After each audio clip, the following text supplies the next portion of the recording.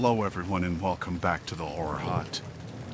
Now, I know a lot of you use these videos to sleep, so before you drift off I thought it would be a fun idea if everyone can leave a comment to let me know where you are listening from in the world. Also like and subscribe if you are enjoying the episodes. Right, let's get comfy and relax and let's begin. I woke up to a strange noise coming from downstairs. At first, I thought it was the wind or maybe the old house settling, but then I heard the unmistakable sound of footsteps. My heart started pounding as I realized someone was inside the house. I glanced at the clock. It was 3:12 a.m. My daughter, Lily, was sleeping in the room next to mine. I quietly got out of bed and tiptoed to Lily's room. She was sound asleep, her small body curled up under the blankets. I gently shook her awake and whispered that we needed to be very quiet. She looked at me with wide, confused eyes but nodded. I grabbed her hand and led her to the closet. I whispered for her to stay there, no matter what, and closed the door behind her. I moved back to my bedroom and picked up my phone, but the battery was dead. Panic surged through me. I had left the charger downstairs in the kitchen. I could hear the burglars rummaging through our things, their voices low and urgent. I needed to find a way to protect Lily and get help. I remembered the old baseball bat in the hall closet. It wasn't much, but it was better than nothing. I crept out of the bedroom, moving as silently as I could. I could hear them in the living room, talking in hushed tones. My heart was racing, and my hands were shaking as I reached for the closet door. I grabbed the bat and took a deep breath, trying to steady myself. The floor creaked under my foot, and I froze. The talking stopped. I held my breath, praying they hadn't heard. After a few tense moments, the talking resumed. I let out a silent sigh of relief and continued down the hallway. I reached the top of the stairs and peered down. There were two of them, both wearing masks and gloves. They were rifling through the drawers and cabinets, looking for valuables. I had to get to the kitchen to charge my phone and call for help, but there was no way I could get past them unnoticed. I decided to try and scare them off. I gripped the bat tightly and shouted as loudly as I could, "Get out of my house. I've called the police." Their heads snapped up, and for a moment, they looked unsure. Then one of them started up the stairs, and I knew my bluff hadn't worked. I backed up into the hallway, my heart pounding so hard I thought it might burst. The man was getting closer. I swung the bat as he reached the top of the stairs, catching him on the shoulder. He stumbled back, cursing, but didn't fall. He lunged at me, and we struggled. I was fighting for my life and for Lily's. He wrestled the bat from my hands and threw it down the stairs.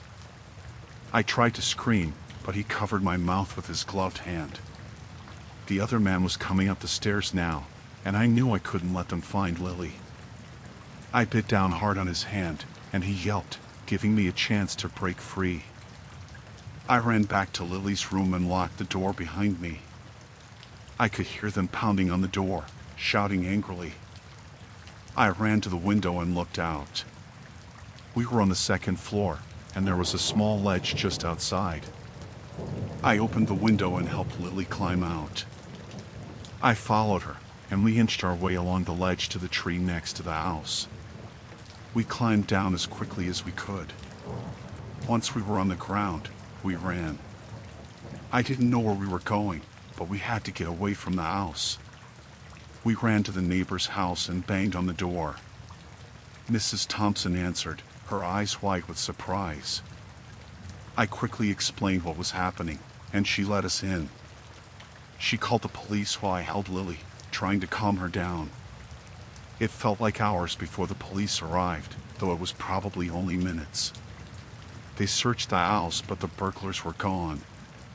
They had taken some valuables, but I didn't care. Lily and I were safe, and that was all that mattered. The police took our statements and promised to do everything they could to catch the burglars. I was shaken, but grateful that we had gotten out safely. We stayed with Mrs. Thompson that night, and I didn't sleep at all, holding Lily close and listening for any sounds outside. The next morning, I went back to the house to see the damage. It was a mess, with drawers pulled out and things scattered everywhere. I felt violated, knowing strangers had been in our home, going through our things. But we were alive, and that was what mattered most. We stayed with friends for a while after that. I couldn't bring myself to sleep in the house again.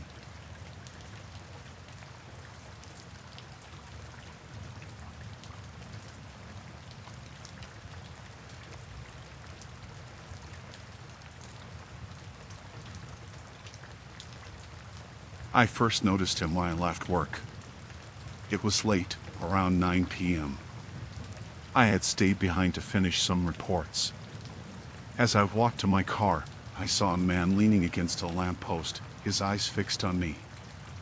At first, I thought he might just be waiting for someone, but something about his stare made me uneasy. I brushed it off and got into my car, heading home. The next night, he was there again. Same spot, same unsettling stare. This time, I tried to get a better look at him. He was average height, wearing a hoodie that shadowed his face. My heart started to race as I hurried to my car. I couldn't shake the feeling that he was following me, even though I didn't see him again that night. It became a pattern. Every night, he was there. I started taking different routes home, hoping to lose him. But no matter which way I went, I always felt his presence. I tried to convince myself it was just my imagination, but deep down, I knew it wasn't. One evening, as I was unlocking my door, I glanced over my shoulder and saw him standing across the street. My blood ran cold. He was getting bolder. I rushed inside and locked all the doors. My hands were shaking as I dialed my friend, Jason, to come over. He arrived quickly and stayed the night. Having him there made me feel a bit safer, but I knew this wasn't a permanent solution. The next morning, I found a note on my car windshield. It was a single word, soon. Panic set in. I didn't know what to do. I went to the police, but they said without any real evidence, there wasn't much they could do. They advised me to be cautious and keep a record of any incidents. That night, I installed new locks and bought a baseball bat, just in case. My nerves were on edge. Every little noise made me jump. I couldn't sleep, constantly peering out the window, half expecting to see him standing there. A few days later, I decided to work from home, hoping it would make me feel safer. But then, the phone calls started. They were always silent, but I could hear breathing on the other end. I knew it was him. I stopped answering the phone, letting it go to voicemail. But the calls kept coming, day and night. One evening, I heard a noise coming from the backyard. I grabbed the bat and slowly made my way to the back door. Through the window, I saw him, trying to open the gate. My heart pounded in my chest as I dialed 911. He saw me and ran off before the police arrived. They searched the area but found nothing. The fear was overwhelming. I felt trapped in my own home. I couldn't eat, couldn't sleep. My life was consumed by the terror of this unknown man. I decided to take matters into my own hands. I bought a security camera and installed it at the front and back of the house. At least now I could see him coming. One night, I saw him on the camera, lurking in the shadows of my front yard. I called the police again, but by the time they arrived, he was gone. They told me to stay inside and keep the doors locked. It felt like a useless suggestion. The final straw came when I woke up to find my living room window shattered. He had thrown a brick through it. Attached was another note, "Tonight." I knew I couldn't stay there any longer. I packed a bag and drove to Jason's place, explaining everything. He insisted I stay with him until this was sorted out. That night, Jason and I stayed up, watching the security footage from my house. Around midnight, we saw him. He approached the house, trying to open the front door. When he couldn't, he moved to the broken window. Jason called the police, and we watched as they arrived and finally caught him. It was a huge relief. The man was arrested and identified as a local with a history of stalking. He had been watching me for weeks, planning who knows what. The police found more notes and some disturbing drawings in his apartment. Knowing he was behind bars brought some peace, but the fear lingered. I stayed with Jason for a while, trying to regain a sense of normalcy. It wasn't easy. Every time I walked down the street or heard an unexpected noise, my heart would race. But slowly, I started to feel safer. I moved to a new apartment in a different part of town and installed a top-notch security system. The experience left a lasting mark on me. I was more cautious, more aware of my surroundings. I never walked alone at night and always checked my rearview mirror.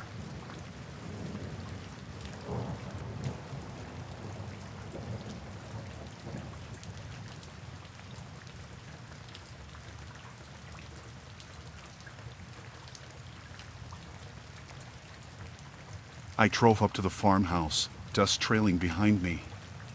The sun was setting, casting long shadows over the fields. I was meeting a potential buyer named Craig who had shown interest in the place. The house was old but charming, and I was hopeful this would be a quick sale. I parked my car, grabbed my briefcase, and walked towards the front door. When I knocked, the door creaked open on its own. I called out for Craig, but there was no response. I stepped inside, the wooden floorboards creaking under my feet. The air inside was musty, and it felt like no one had been there for years. I checked my phone for any messages but had no service. I decided to look around. Maybe Craig was already inside. The living room was empty, except for some old furniture covered in dust. I moved to the kitchen, calling out his name again. Still no answer. On the kitchen table, I found a note with my name on it. It said, "Hannah, come upstairs." My stomach knotted up, but I tried to stay calm. Maybe he was just shy or nervous. I went up the narrow staircase, each step echoing through the house. At the top, I found a hallway with several doors. The note didn't specify which room, so I started with the first one on the left. It was a bedroom, empty and cold. The bed looked like it hadn't been used in years. I backed out and tried the next room. It was a bathroom, equally neglected. As I moved to the third door, I heard a noise behind me. I spun around, but there was nothing there. My heart was racing now. I opened the door and found an office. Papers were scattered everywhere, and the window was open, letting in a slight breeze. I walked over to the desk and saw another note. This one said, "Basement." I hesitated. This was getting too weird. I decided to leave and call the office once I had service again. As I turned to go back downstairs, I heard the front door slam shut. Panic set in. I ran down the stairs, but when I reached the bottom, I saw a figure standing in front of the door. It was a man, and he didn't look like any buyer I'd ever met. "Who are you?" I demanded, trying to keep my voice steady. He smiled, but it didn't reach his eyes. Craig couldn't make it. "I'm here instead." I felt a chill run down my spine. "I think there's been a misunderstanding. I'll just leave now." He shook his head slowly. "I'm afraid you can't do that, Hannah." I backed up, looking for another exit. The windows were boarded up from the outside. My only chance was the back door. I made a run for it, but he was faster. He grabbed my arm and pulled me back, his grip like iron. I struggled, kicking and screaming, but he didn't let go. "Let me go!" I shouted, but he just laughed. He dragged me towards the basement door. I fought harder, but it was no use. He was too strong. He opened the door and shoved me down the stairs. I tumbled down, hitting the cold concrete floor hard. Pain shot through my body, but I forced myself to get up. The basement was dark and smelled damp. I could hear him coming down the stairs, his footsteps slow and deliberate. I looked around frantically for something to defend myself with. There was nothing but old furniture and boxes. Then I saw a metal pipe in the corner. I grabbed it and held it up, ready to swing. He reached the bottom of the stairs and paused. "There's no need for that," he said, his voice calm. "Stay back." I warned, my hand shaking. He took a step closer. I swung the pipe, but he dodged it easily. He lunged at me, and we both fell to the ground. The pipe slipped from my hands. He pinned me down, his face inches from mine. "You're not leaving here," he whispered. I felt a surge of adrenaline. I twisted my body and managed to get one hand free. I reached for the pipe and swung it at his head. It connected with a sickening thud. He fell to the side, and I scrambled to my feet. I didn't wait to see if he was unconscious. I ran up the stairs and out the back door. I sprinted through the fields, not looking back. I could hear him yelling behind me, but I didn't stop. My car was in sight, and I prayed the keys were still in my pocket. I reached the car and fumbled with the keys, my hands trembling. Finally, I got the door open and jumped in, locking it behind me. The engine roared to life, and I sped down the dirt road, not stopping until I reached the nearest town. I went straight to the police station and told them everything. They went to the farmhouse but found it empty. The man was gone, and there was no sign of him. I never found out who he was or what he wanted. The farmhouse was put up for sale again, but I couldn't bring myself to go back. The experience haunted me, and I couldn't shake the feeling that he was still out there, watching and waiting.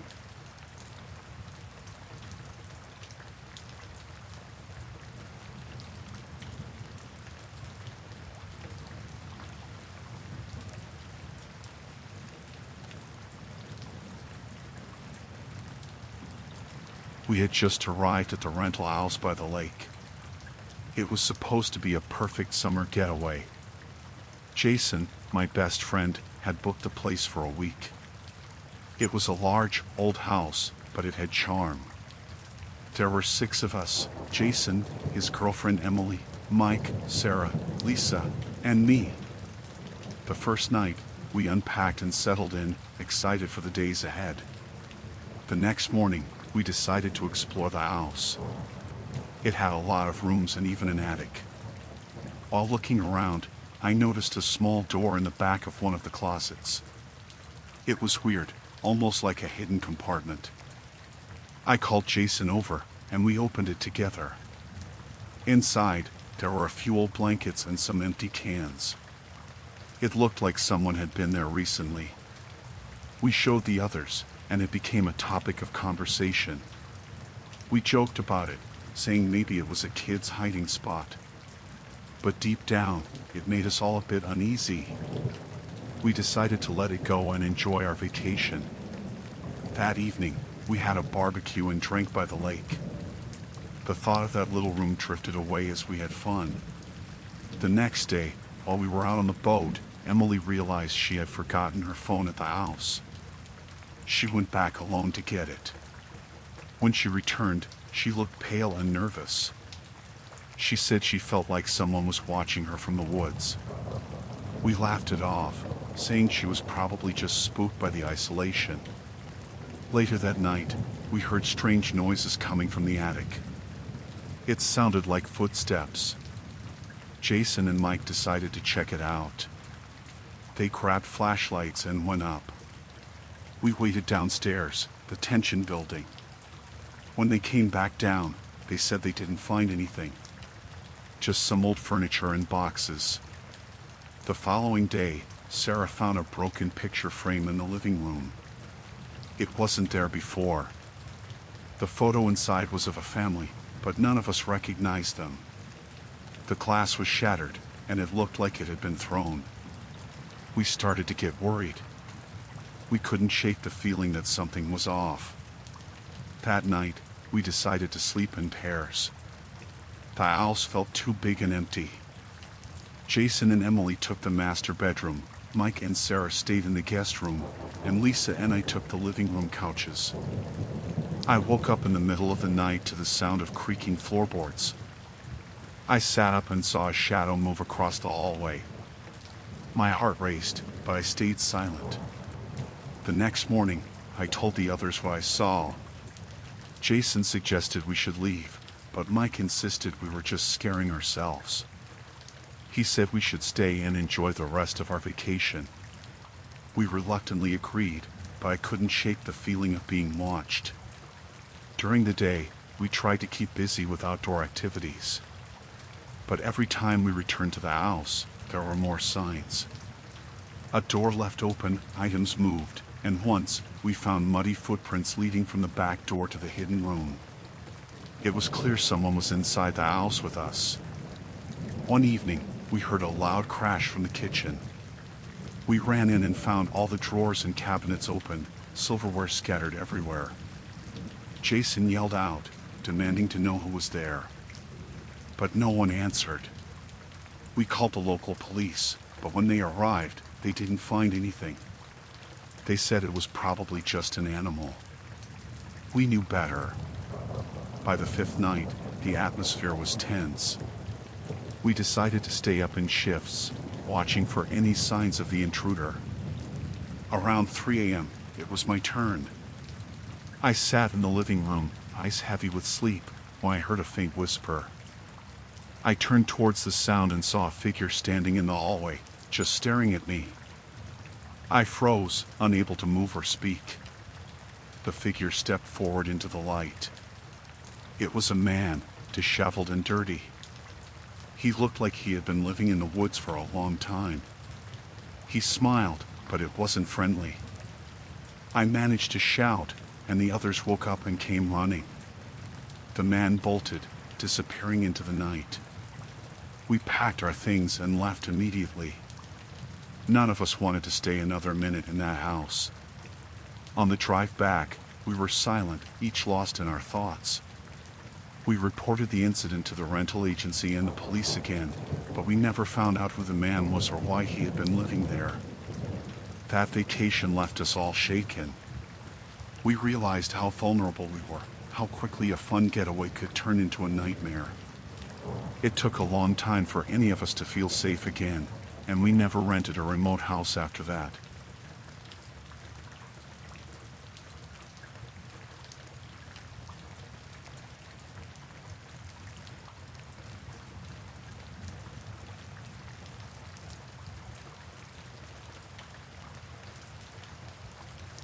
I was walking to my car in the parking lot, the sun just starting to set. It had been a long day, and I was ready to go home. As I approached my car, I fumbled in my bag for my keys. I heard footsteps behind me, but didn't think much of it at first. Suddenly, someone grabbed me from behind. I struggled, but they were strong. A hand covered my mouth, and I felt myself being dragged backward. Panic set in. I kicked and tried to scream, but the hand muffled any sound. My heart pounded in my chest. I was shoved into the back of a van. The door slammed shut, and the engine roared to life. I couldn't see who had taken me. My hands were tied, and I felt tape being wrapped around my mouth. I tried to scream again, but it was useless. The van drove for what felt like hours. I couldn't see where we were going. My mind raced, thinking of all the terrible things that could happen. I knew I had to stay calm and think of a way to escape. Finally, the van stopped. The door opened, and I was roughly pulled out. We were in the middle of nowhere, surrounded by trees. The man who had taken me wore a mask, his eyes cold and calculating. He dragged me into a small cabin. Inside, the cabin was dark and smelled damp. He tied me to a chair and removed the tape from my mouth. I wanted to beg for my life, but my voice wouldn't come out. He just stared at me, not saying a word. I knew I had to do something. I looked around the room, searching for anything that could help me. There was a small window, but it was too high to reach. The man left the room, and I heard a lock click behind him. I struggled against the ropes, but they were tight. My wrists burned from the effort. I couldn't give up. I had to find a way out. I took deep breaths, trying to stay calm and focused. After what felt like hours, the man returned. He had a knife in his hand. He walked toward me, and I felt pure terror. He spoke for the first time, telling me that no one was coming to save me. I realized I had to act fast. I begged him to let me go, trying to sound as convincing as possible. I told him that my family would pay any ransom he wanted. He laughed and shook his head, saying it wasn't about money. While he was distracted, I managed to loosen the ropes around my wrists just a little. He turned his back to me for a moment, and I saw my chance. I yanked my hands free and grabbed a heavy lamp from a nearby table. I hit him as hard as I could. He stumbled, and the knife clattered to the floor. I grabbed it and pointed it at him, my hand shaking.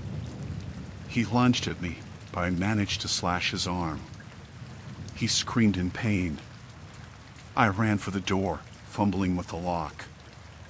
I could hear him behind me, cursing and yelling. I threw the door open and sprinted into the woods. My heart pounded, and I didn't look back. Branches scratched my face and arms as I ran. I didn't know where I was going, but I had to get away. I could hear him crashing through the underbrush behind me. I kept running, adrenaline pushing me forward. Finally, I saw lights in the distance. It was a road. I ran toward it, waving my arms and shouting for help. A car stopped, and a woman got out, asking what had happened. I told her everything in a rush, and she called the police. The police arrived quickly and went into the woods to find him. They told me I was lucky to be alive. They found the cabin, but the man was gone. They assured me they would keep looking until they found him. I spent the next few days in a state of shock. I couldn't sleep, couldn't eat. The police took my statement and started an investigation. They believed the man was a serial kidnapper they had been searching for. I stayed with my family, surrounded by people who cared about me. It took a long time to feel safe again. I kept looking over my shoulder, expecting him to appear out of nowhere. The police eventually caught him. He was trying to abduct another woman. They said my escape had helped them track him down. I testified in court, and he was sentenced to life in prison. The experience changed me forever. I was more cautious, always aware of my surroundings. But I refused to let fear control my life. I survived because I fought back, because I didn't give up. Even now, I still have nightmares. But I know I'm strong. I know I can survive anything. That day in the parking lot could have been the end, but it wasn't.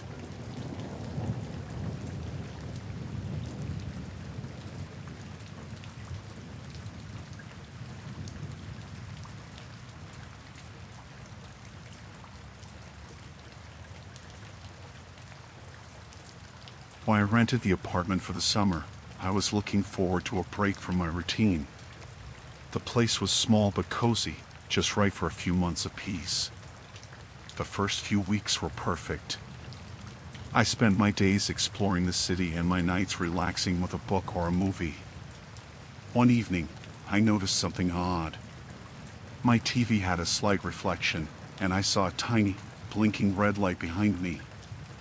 I turned around, but there was nothing there. I brushed it off as a trick of the light. The next day, I saw the light again, this time from the corner of my living room. I got up and searched around, moving furniture and looking behind shelves. Nothing. I started to feel uneasy. I decided to do a thorough check of the apartment. I moved the couch, lifted the carpets, and examined every corner. In the bedroom, I noticed a small hole in the wall, just above the wardrobe. I climbed up and peered inside. There was a small camera, hidden away, its lens staring right at me. My heart pounded in my chest. I pulled the camera out and followed the wire. It led to a tiny hole behind a bookshelf, drilled through the wall. I realized there could be more cameras. I checked the bathroom next. Sure enough, there was another one, hidden behind the vent. Panic set in. Someone had been watching me. I didn't know for how long or who it was. I needed to find out. I took the cameras and went to the building manager. He seemed surprised, but I could tell he knew something. He stammered and said he would look into it. That night, I couldn't sleep. Every sound made me jump. I kept thinking about who could be watching and why. The next morning, I decided to take matters into my own hands. I went to the local electronics store and bought a bug detector. I spent hours sweeping the apartment. I found 3 more cameras, all well hidden. I felt violated and exposed. I needed to find out who was doing this. I started to watch the building manager closely. He seemed nervous whenever he saw me. I noticed he had a routine. He always left the building at the same time every day. One afternoon, I followed him. He walked to a nearby cafe and met with a man I had never seen before. They talked for a while, and then the man handed him an envelope. My stomach churned. I was getting closer, but I needed proof. I went back to the building and decided to search the manager's office. I waited until he left for the day, then picked the lock and slipped inside. I found a hidden panel behind his desk, filled with videotapes and a small monitor. My stomach twisted as I saw tapes labeled with my apartment number and dates going back months. I took the tapes and left quickly. Back in my apartment, I watched a few. The footage was of me, in every room, doing everything. Someone had been watching my every move. I called the police and reported what I had found. They came quickly and took the evidence. That night, I still couldn't sleep. I felt like I was being watched. The police called me the next day. They had arrested the building manager and his accomplice. They had been running a voyeurism operation, recording tenants and selling the footage online. Even though they were caught, I still felt uneasy. I moved out of the apartment immediately. I found a new place, far away, and made sure to check every inch of it for hidden cameras. The experience changed me. I was more cautious, always checking for cameras or anything suspicious. I couldn't shake the feeling of being watched. It took a long time to feel safe again. Now, I double-check everything. I don't take my privacy for granted. I learned to trust my instincts and to act on them. I survived that summer, but it left a mark. I hope I never have to go through something like that again. But I know that if I do, I'll be ready. I'll fight back, and I'll survive. Because no one has the right to invade my privacy, and I'll do whatever it takes to protect myself.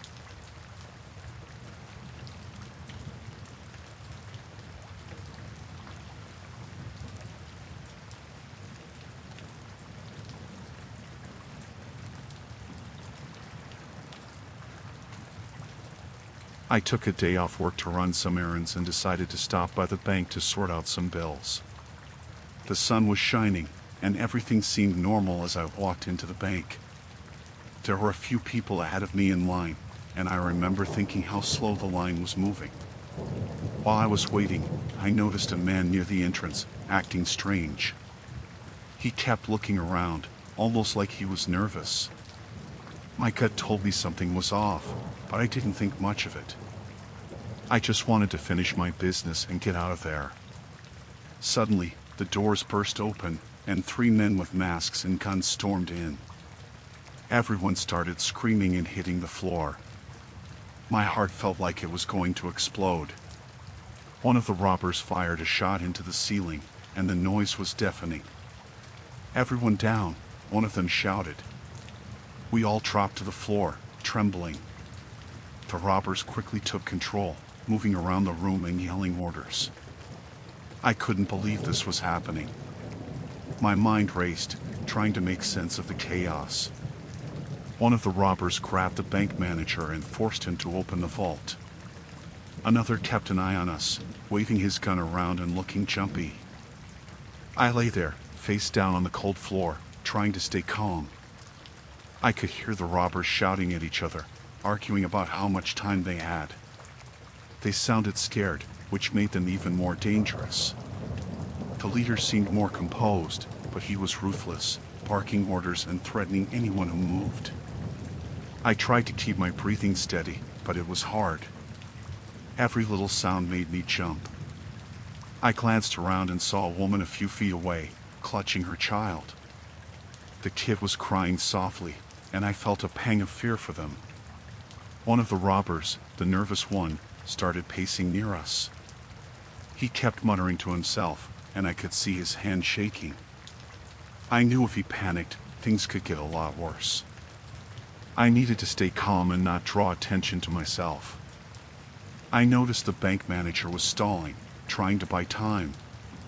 He was opening the vault slowly, talking to the robbers, trying to keep them calm.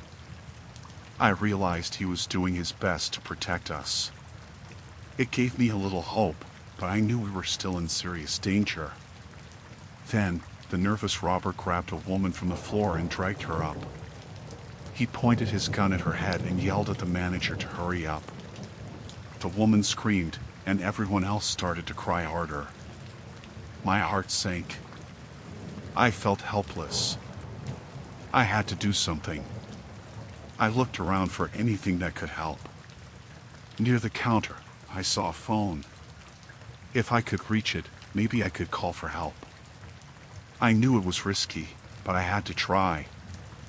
I slowly started to inch my way toward the phone, staying as low as possible. The leader noticed me moving and shouted at me to stop. I froze, my heart pounding in my chest. He walked over, gun pointed at me, and demanded to know what I was doing. I lied and said I was just trying to find a more comfortable position. He sneered but seemed to believe me. He told me to stay put and went back to the vault. I was shaken, but I knew I had to try again. I waited for a distraction, anything that would give me another chance. The manager finally got the vault open, and the robbers started loading bags with money. They were so focused on the cash, they didn't notice me inching closer to the phone again. I reached it and quickly dialed 911, whispering for help. I barely finished the call when the nervous robber noticed me. He ran over, furious, and grabbed me by the arm. I thought he was going to shoot me. The leader yelled at him to stay focused, reminding him they didn't have much time. The tension was unbearable. The robbers were arguing more, getting anxious. I prayed the police would come soon. I tried to keep calm, telling myself to stay strong, for everyone's sake. Finally, I heard sirens in the distance. The robbers did too, and they panicked. They grabbed the money and started shouting at each other, trying to decide what to do. The leader told them to take us as hostages. The police arrived and surrounded the building. I could hear them shouting through megaphones, trying to negotiate. The robbers were losing control, and it felt like everything was falling apart.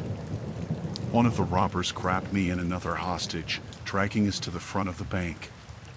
They used us as shields, screaming at the police to back off.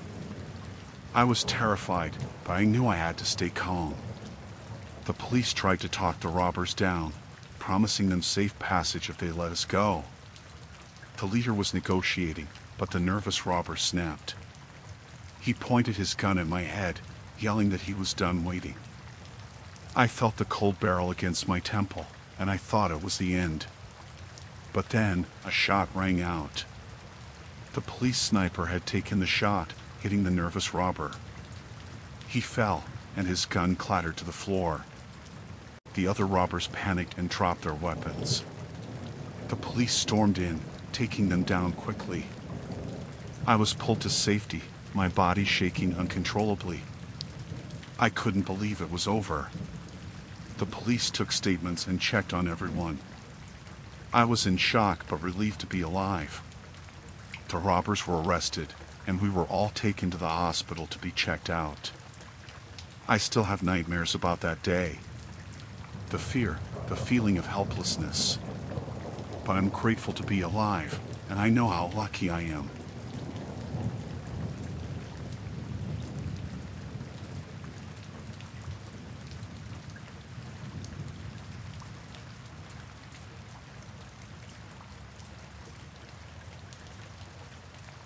Our romantic getaway started like a dream. Tom and I rented a remote cabin, far away from the city noise.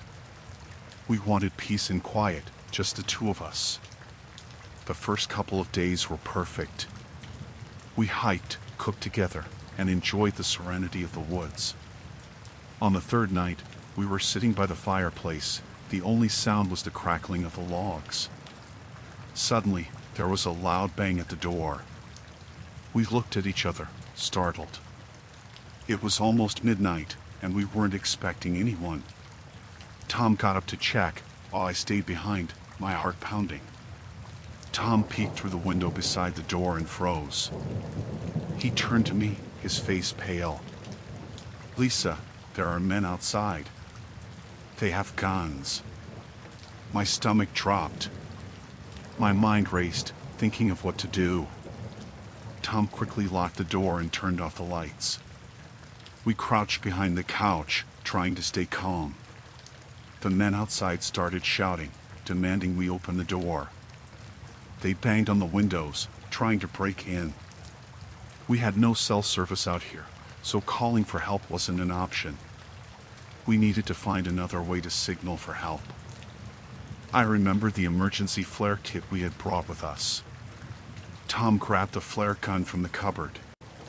We could hear the men getting more aggressive, smashing the windows. I felt a chill run down my spine as I heard glass shattering. We had to act fast. Tom told me to stay low while he went to the bedroom window to shoot the flare. As Tom was about to open the window, one of the men broke through the kitchen window. I screamed, and Tom rushed back to help me. The intruder was inside, pointing his gun at us. Tom and I stood frozen, not knowing what to do. The man demanded money and valuables. Tom tried to reason with him, offering what little we had. But it wasn't enough.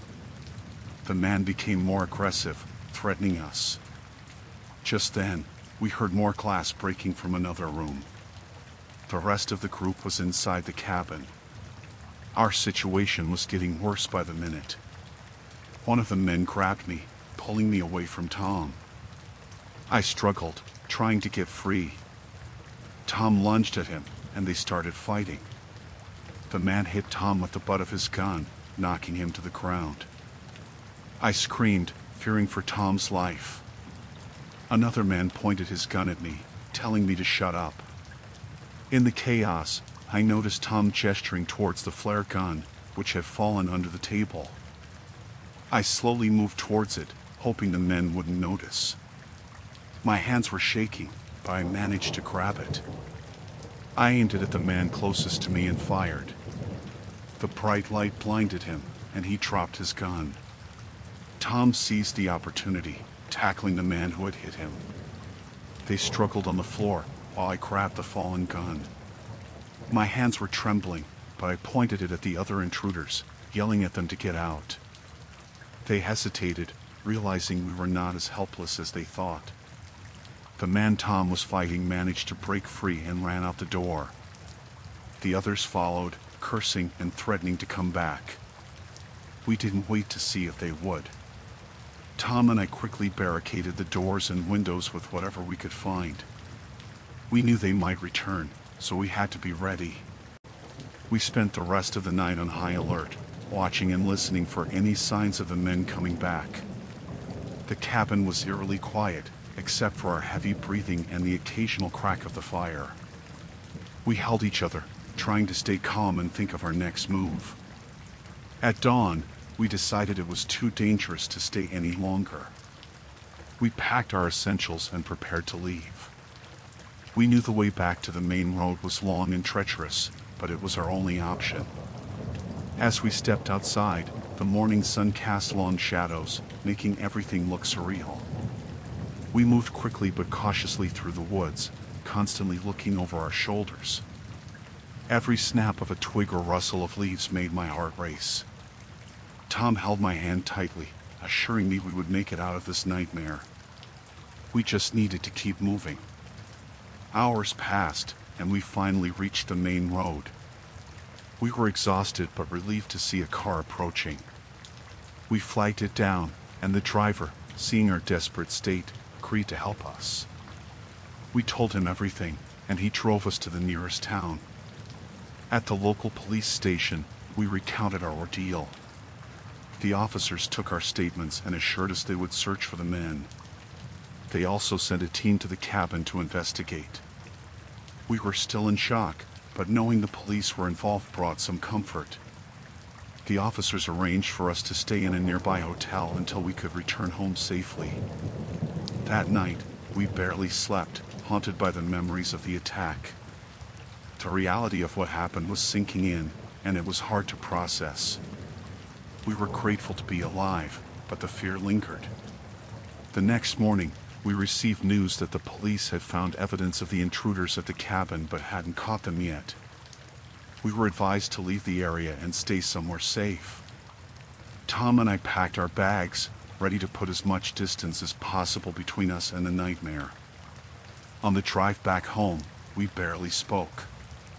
The experience had shaken us deeply, and we knew it would take time to heal. We decided to seek counseling to help us cope with the trauma.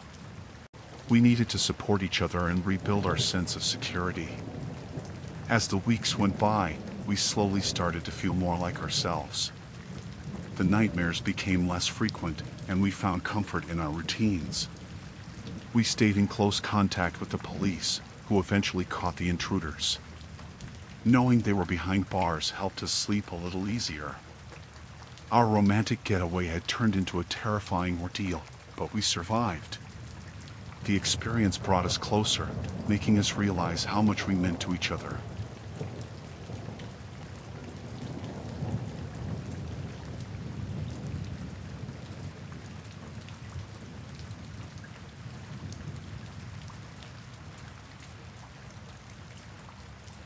I decided to take a solo camping trip to clear my mind. The stress of work and daily life had been getting to me. I picked a remote spot in the woods, far from civilization. The first day was peaceful. I set up my tent, gathered firewood, and enjoyed the solitude. As night fell, I sat by the campfire, listening to the sounds of the forest. It was calming until I heard a faint rustling in the bushes. I dismissed it as an animal and went to bed. The next morning, I found footprints around my campsite. They were too big to be from an animal. My heart started to race. I tried to convince myself it was another camper, but I hadn't seen anyone else around. I decided to stay vigilant. Throughout the day, I explored the area but kept close to my camp. As the sun set, I gathered more wood for the fire. The night was eerily quiet. Around midnight, I heard the rustling again, this time closer. I grabbed my flashlight and shone it towards the noise. The light caught a glimpse of a figure darting behind a tree. Panic set in. I shouted, asking who was there, but got no response. I stayed up all night, watching and listening. By morning, I was exhausted. I decided to pack up and leave. As I was dismantling my tent, I noticed something on a nearby tree. It was a small carving, fresh and deliberate. It looked like an arrow pointing deeper into the woods. Ignoring it seemed like the best option. I continued packing, but the feeling of being watched grew stronger. I hurried, wanting to get out of there as fast as possible. As I was about to leave, I found my map missing. I searched frantically but couldn't find it. Someone had taken it. With no map, I had to rely on memory. I started walking back the way I came, but the dense forest all looked the same. Every snap of a twig made me jump. I felt like I was being herded in a specific direction. Then I heard footsteps behind me. I broke into a run, not daring to look back. My heart pounded in my chest, and my breath came in gasps. I stumbled over roots and branches, but I kept going.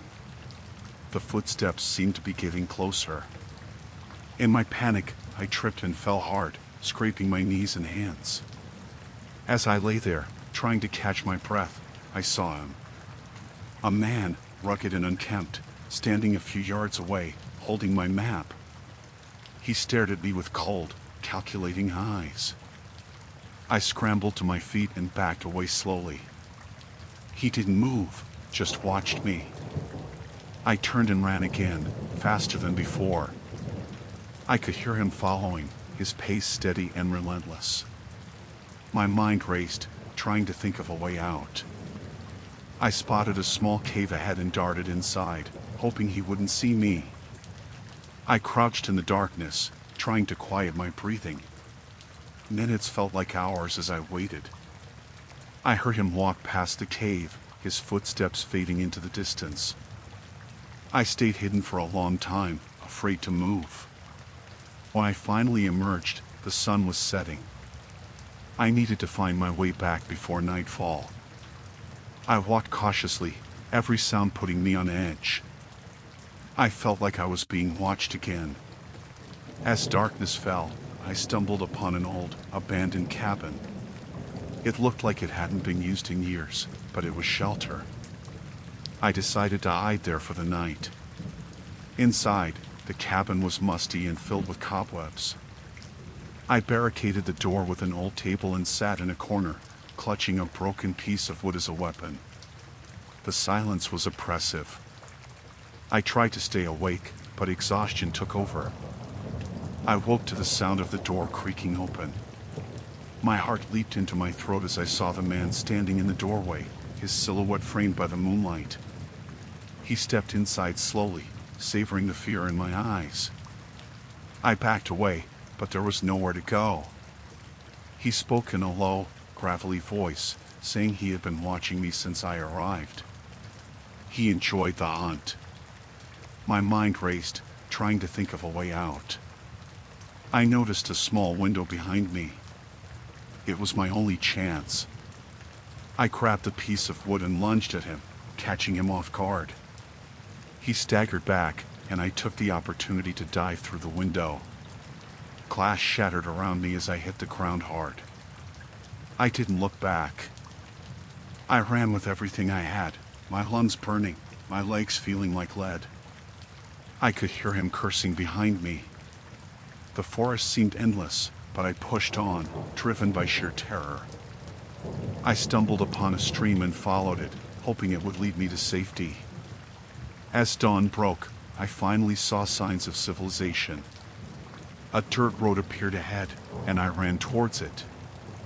I flagged down the first car I saw, a kind elderly couple who immediately took me to the nearest police station. I was shaken and exhausted, but I was safe. The police took my statement and assured me they would search the area. Days later, I found out they hadn't found the man. The thought that he was still out there haunted me. I couldn't shake the feeling of being watched, even in the safety of my own home.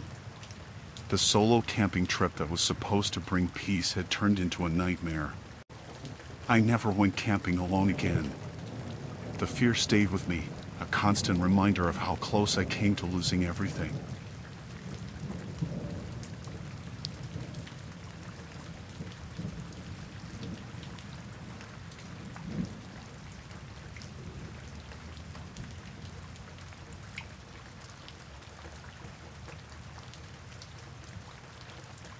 My friend Sarah and I decided to take a summer vacation in Miami. We were both excited to enjoy the beach and nightlife. On our second night, we went to a popular club. The music was loud and the place was packed. We danced and had a few drinks. It was fun until I lost sight of Sarah. I looked around, thinking she might have gone to the bathroom. I texted her, but she didn't reply. I waited a while, but when she didn't come back, I started to worry. I asked people if they had seen her, but no one had. I decided to check outside. I stepped into the night air and looked up and down the street. There was no sign of her. I called her phone, but it went straight to voicemail. Panic began to set in. I went back into the club and searched every corner, but she wasn't there. I thought about calling the police, but it hadn't been that long since I last saw her. I headed back to our hotel, hoping she might have gone back. When I got there, the room was empty. Her bed was untouched. I couldn't sleep. I stayed up all night, staring at the door, hoping she would walk through. But she didn't. The next morning, I went to the police. They took my statement and said they would look into it. But I could tell they didn't take it seriously. People go missing in big cities all the time, they said. I couldn't just sit and wait. I had to do something. I started retracing our steps from the night before. I went back to the club and asked more people if they had seen her. A bartender remembered her talking to a man, but he didn't know anything else. I checked with other nearby bars and shops, showing them her picture, but no one had seen her. Days went by, and there was no word from Sarah. I felt helpless and scared. I couldn't go back home without her. One evening, I was sitting in a cafe, thinking about what to do next when I overheard a conversation at the next table. They were talking about girls going missing and how it was connected to a human trafficking ring. My heart raced as I listened. I decided to follow the people talking when they left the cafe. They led me to a rundown building in a sketchy part of town. I waited outside, trying to gather the courage to go in.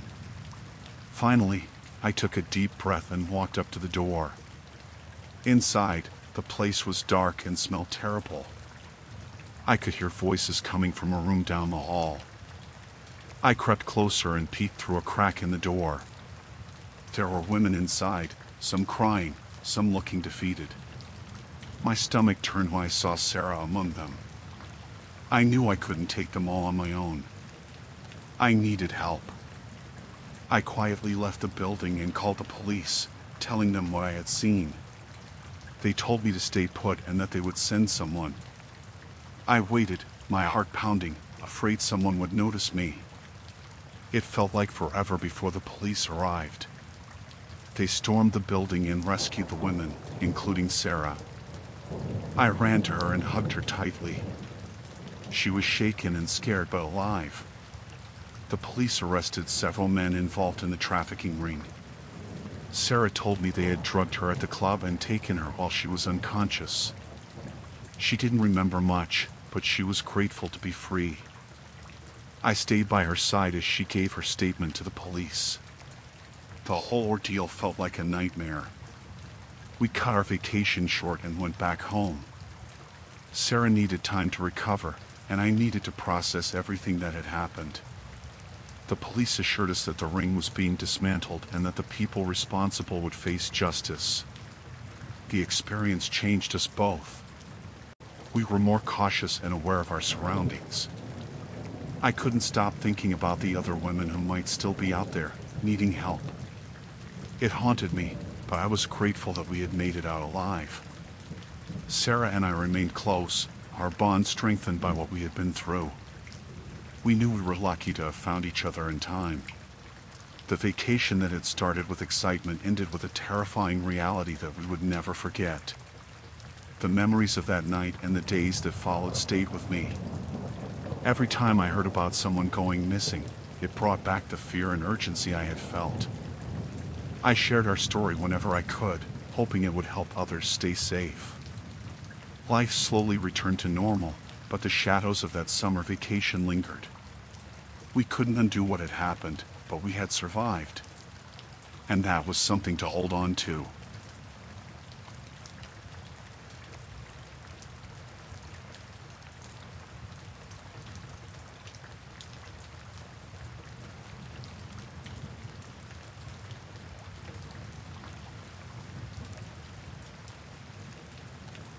I had just moved into a new neighborhood for the summer. The house was nice, the area quiet, and I was looking forward to a relaxing break. My new neighbor, Mr. Turner, lived next door. I didn't think much of him at first. He was a bit reserved, but that didn't seem unusual. Over the first few days, I noticed some odd things. Mr. Turner was always outside at strange hours. He would walk around his yard in the middle of the night and often had his curtains drawn tightly. I didn't think much of it until I saw him carrying a large duffel bag into his garage one evening. I tried to shrug it off, but my curiosity got the better of me.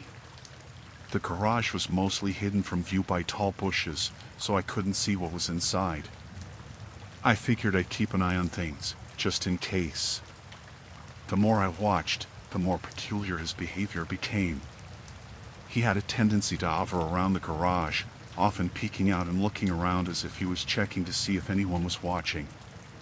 One morning, while taking out my trash, I noticed Mr. Turner's garage door slightly ajar. I saw a glimpse of something metallic inside. I couldn't resist, so I walked closer, pretending to be busy with my trash. I caught sight of a few handguns and what looked like ammunition boxes. I was immediately on edge. I knew some people kept weapons, but this felt different. I went inside, trying to think logically. My gut was telling me something was wrong. I decided to do a bit more digging. Over the next few days, I watched Mr. Turner's routine carefully, noting the times he left the house and when he came back. One afternoon, when he was away, I found a way to get into his garage. I couldn't believe what I saw. There were several crates of weapons and large bundles of what appeared to be maps and documents. I quickly took a few pictures with my phone before I left.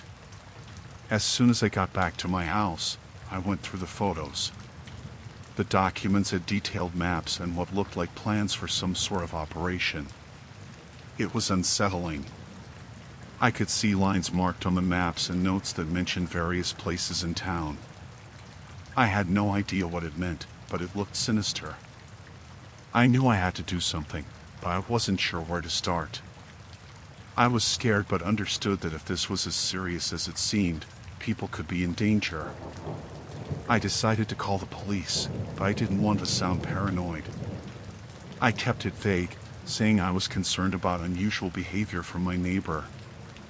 The police came by, but Mr. Turner was on his best behavior.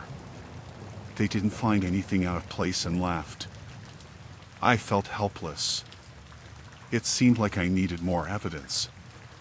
That night, I noticed Mr. Turner acting even more strange. He seemed agitated and was constantly on the move. The next day, I saw him loading more items into his car. I took a few more pictures from a distance. He drove off, and I decided to investigate further. I went back to his garage and found more documents and some disturbing things that made it clear he was planning something major. I went straight to the police with all my findings.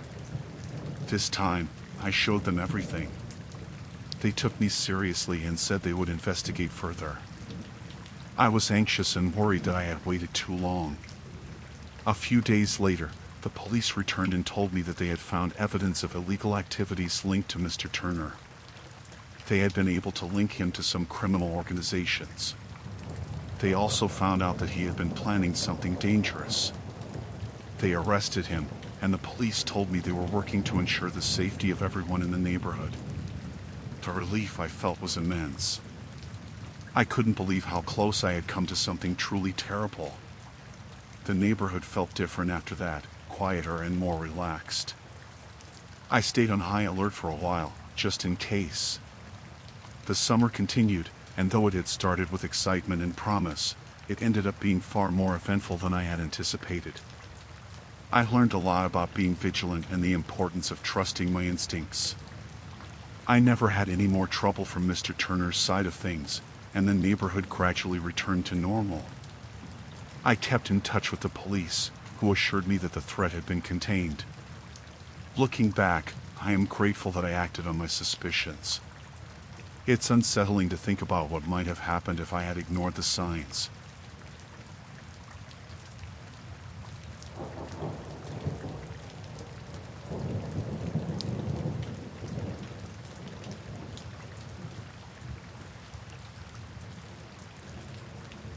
I had just finished a long day at the beach with friends and decided to catch a ride back to my hotel.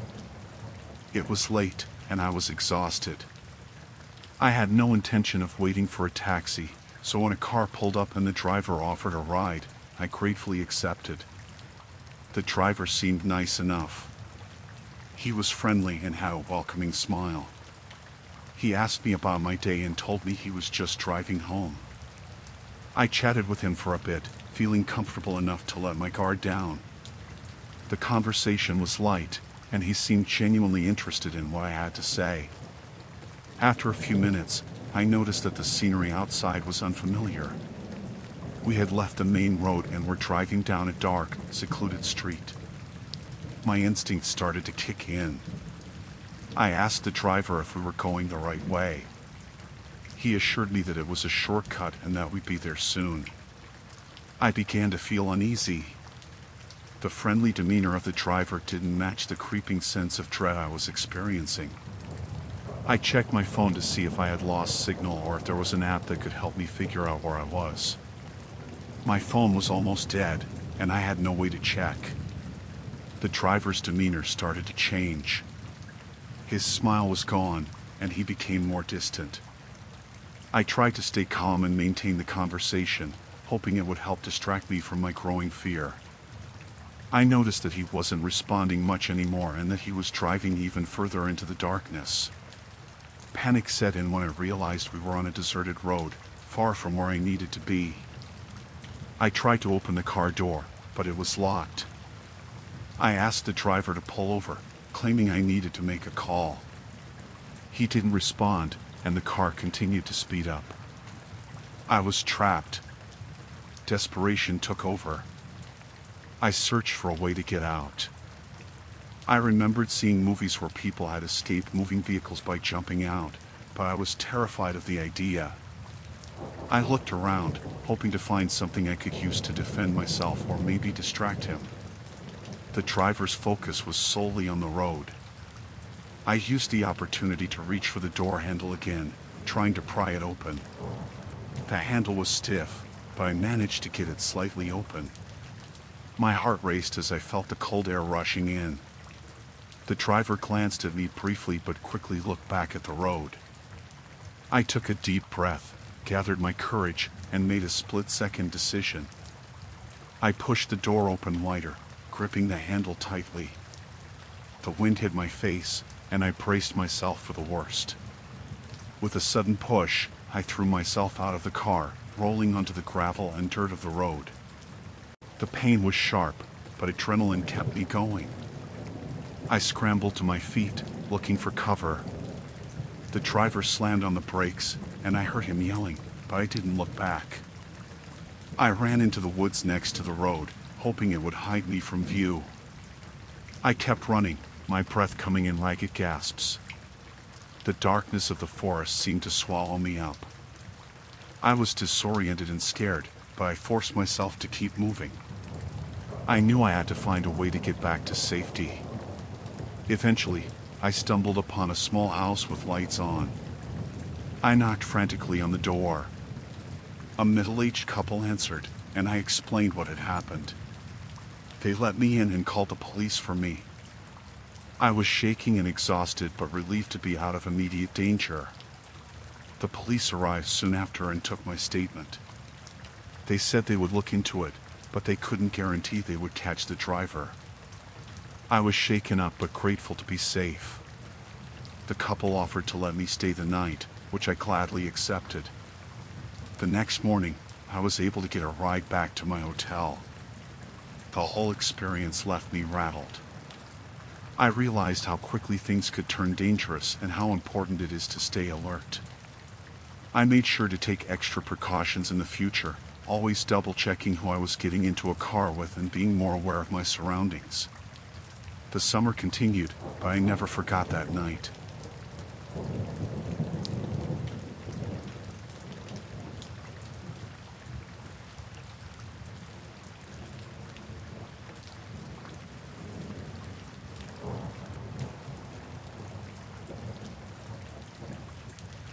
It all started when I decided to run away from home.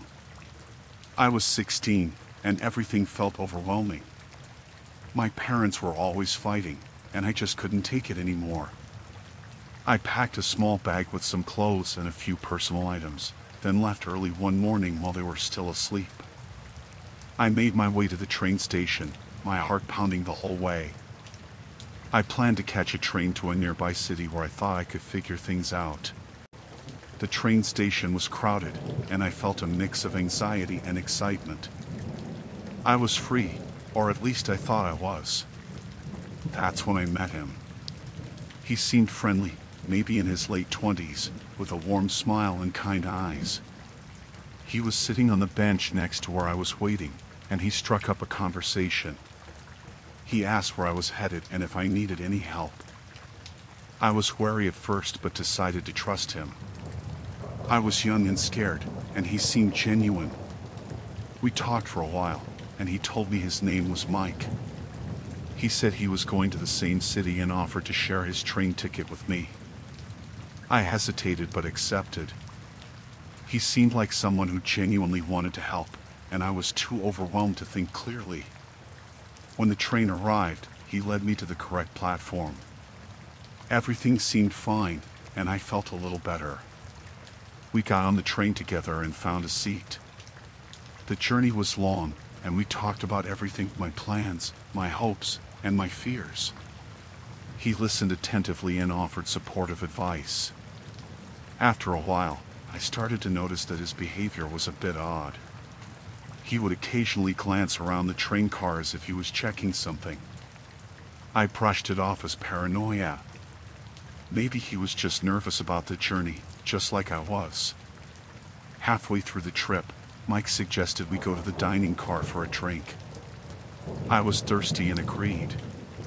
We walked down the narrow corridor together. It was quieter there, and I started to feel uneasy. Mike seemed more focused and intense. In the dining car, he ordered a drink and offered me one too. I wasn't really hungry or thirsty, but I took it anyway. I noticed that he was watching me closely. His demeanor had changed from friendly to something more unsettling. I tried to stay calm, but my nerves were on edge. After we returned to our seats, he became even more distant and started asking more personal questions. It felt invasive. I began to regret accepting his help and wished I hadn't trusted him so easily. When the train approached the next station, Mike's behavior escalated. He leaned in close and whispered that he had an important message for me. I was confused and anxious. He said he had arranged a place for me to stay and that it would be safer for me if I came with him when we got off the train. My heart raced. The train pulled into the station, and Mike stood up quickly, almost too quickly. He looked around nervously. I knew something was wrong. As we stepped off the train, he guided me toward a less populated area of the station. My instinct screamed at me to get away. I made an excuse to go to the restroom and hurried off in the opposite direction. I kept my head down and walked briskly, trying to blend in with the crowd. I could feel Mike's eyes on me, and I was sure he was looking for me. In the restroom, I tried to calm myself and think. I knew I had to get away from him. I peeked out and saw him still searching. My heart was pounding. I decided to use the public phone to call the police. I told them everything and gave them a description of Mike and the train details. The police arrived quickly. They searched the station and found Mike still looking for me. They spoke with him and then came to check on me. They said they would take care of him and ensure I was safe. I was shaken and exhausted, but relieved. They gave me a ride to a safe location and helped me contact my parents. It was hard to explain everything to them, but they were just grateful I was safe. That day was a harsh lesson in trust and caution. I learned that not everyone who offers help has good intentions. It took time to recover from the fear and anxiety, but I was grateful for the police and for the chance to go home safely.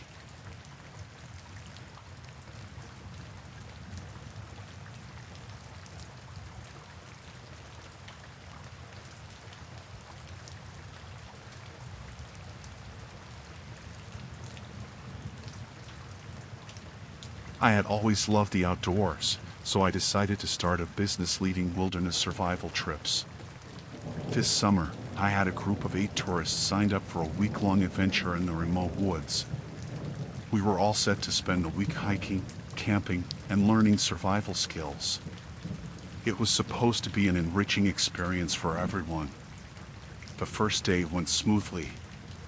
The group was enthusiastic, and everyone was getting along well. We set up camp by a small clearing, and I went over the basics of fire making and shelter building. Everyone seemed to be enjoying themselves, and I felt a sense of satisfaction seeing them excited to learn. On the second day, one of the tourists caught my attention. His name was Mark.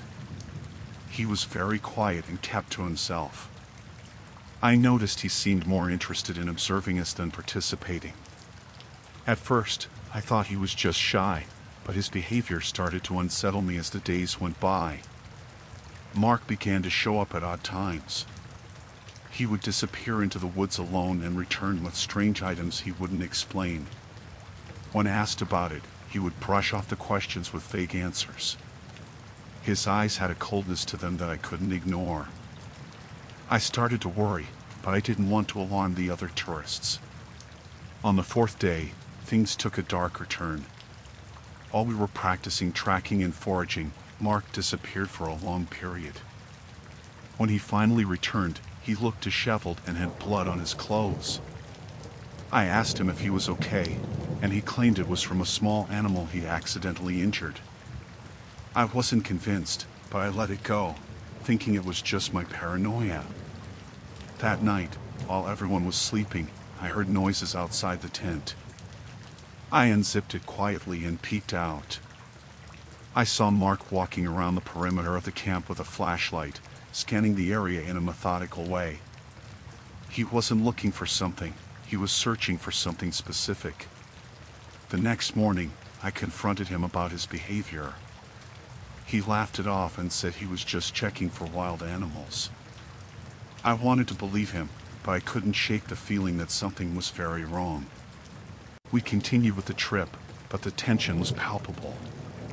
Mark's behavior became increasingly erratic. He would stare at the others with an intensity that made everyone uncomfortable. I could sense that the group was starting to pick up on the unease, and I needed to keep everyone calm and focused. By the 6th day, we decided to go for a longer hike, hoping it would distract us from the growing discomfort. Mark was supposed to stay at camp, but he insisted on coming along. I hesitated but allowed him to join us, worried that confronting him might escalate things. During the hike, we stopped for lunch by a stream. Mark wandered off again, and I was growing increasingly concerned. I gathered everyone to make sure we stayed together and safe. As we ate, I noticed that Mark had a strange bulge under his jacket.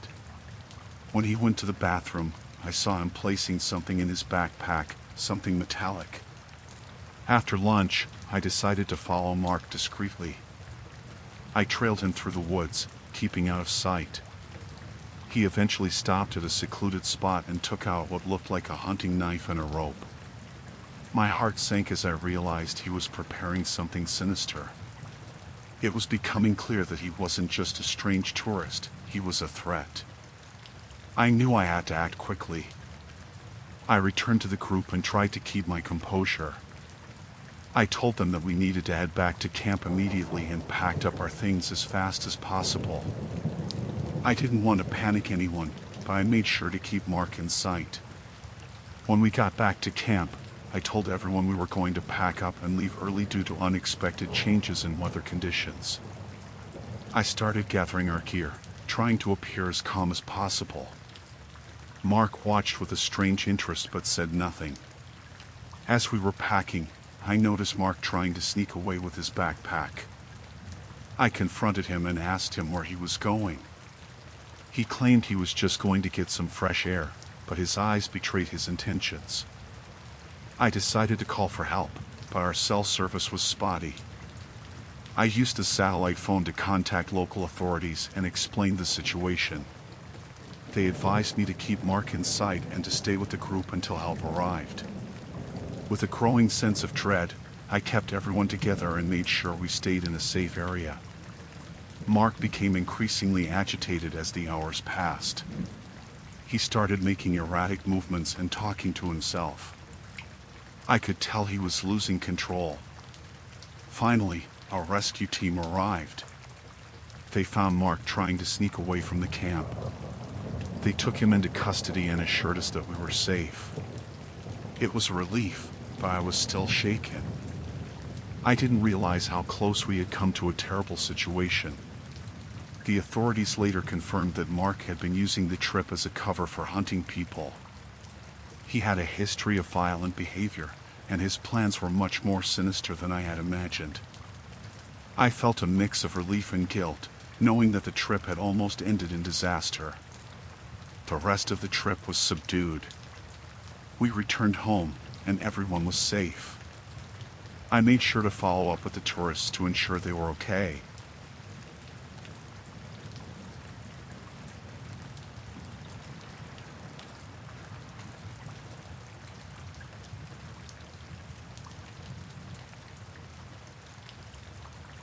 I was driving home from a weekend getaway, feeling relaxed after spending a few days out of town. It was late afternoon, and the sun was beginning to set, casting long shadows over the highway. The road was empty, and I was looking forward to getting home and unwinding. As I was driving, I noticed a car pulled over on the side of the road with its hazard lights flashing.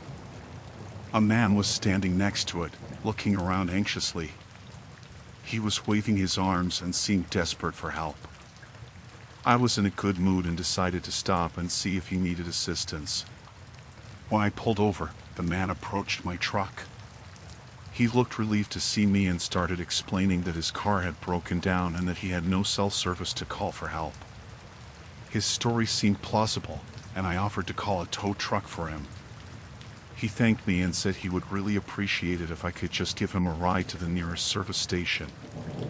He said it was only a few miles up the road and that he would arrange for a tow from there. I agreed, and he got into my truck. He seemed nervous but friendly enough. As we drove, the man started asking me about my plans and what I was doing out there.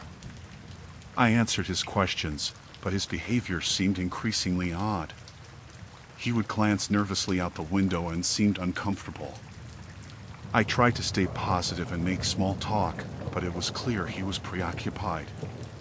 We were about halfway to the service station when he suddenly asked me to pull over. He said he had forgotten something in his car and needed to grab it quickly. I was confused but stopped the truck. He got out and went back to his broken-down car. I watched him through the rearview mirror.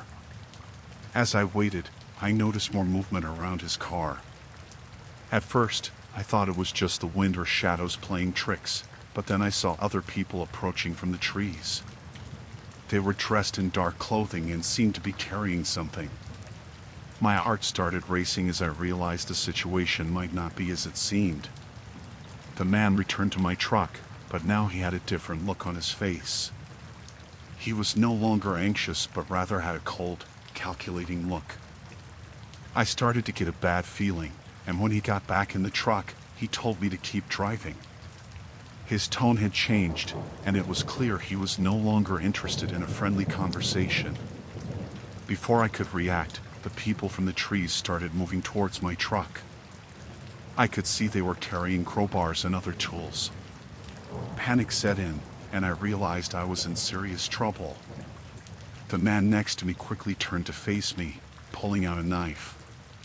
He demanded I hand over my keys and wallet. I tried to stay calm and think quickly. I knew I had to act fast. I pretended to comply, handing over my keys and wallet while my mind raced to find an escape plan. The thieves were closing in, and I could see their determined expressions. Just as one of them reached the truck, I made a split-second decision. I grabbed the gear shift and slammed it into reverse. The truck lurched backward, and the thief stumbled out of the way. I could hear shouting and yelling as the others scrambled to react. I managed to reverse the truck back onto the road and then sped off, my heart pounding in my chest. I glanced in the mirror and saw the thieves running after me, but they quickly gave up as I drove away. I didn't stop until I reached the nearest police station, where I reported the attempted robbery. The police took my statement and sent officers to the scene. They found the abandoned car and some of the thieves' belongings, but didn't manage to catch them. I was shaken but relieved to be safe. The experience left me wary and more cautious about stopping to help strangers in the future. It was a tough lesson learned, but I was grateful for my quick thinking and the fact that I managed to escape unharmed.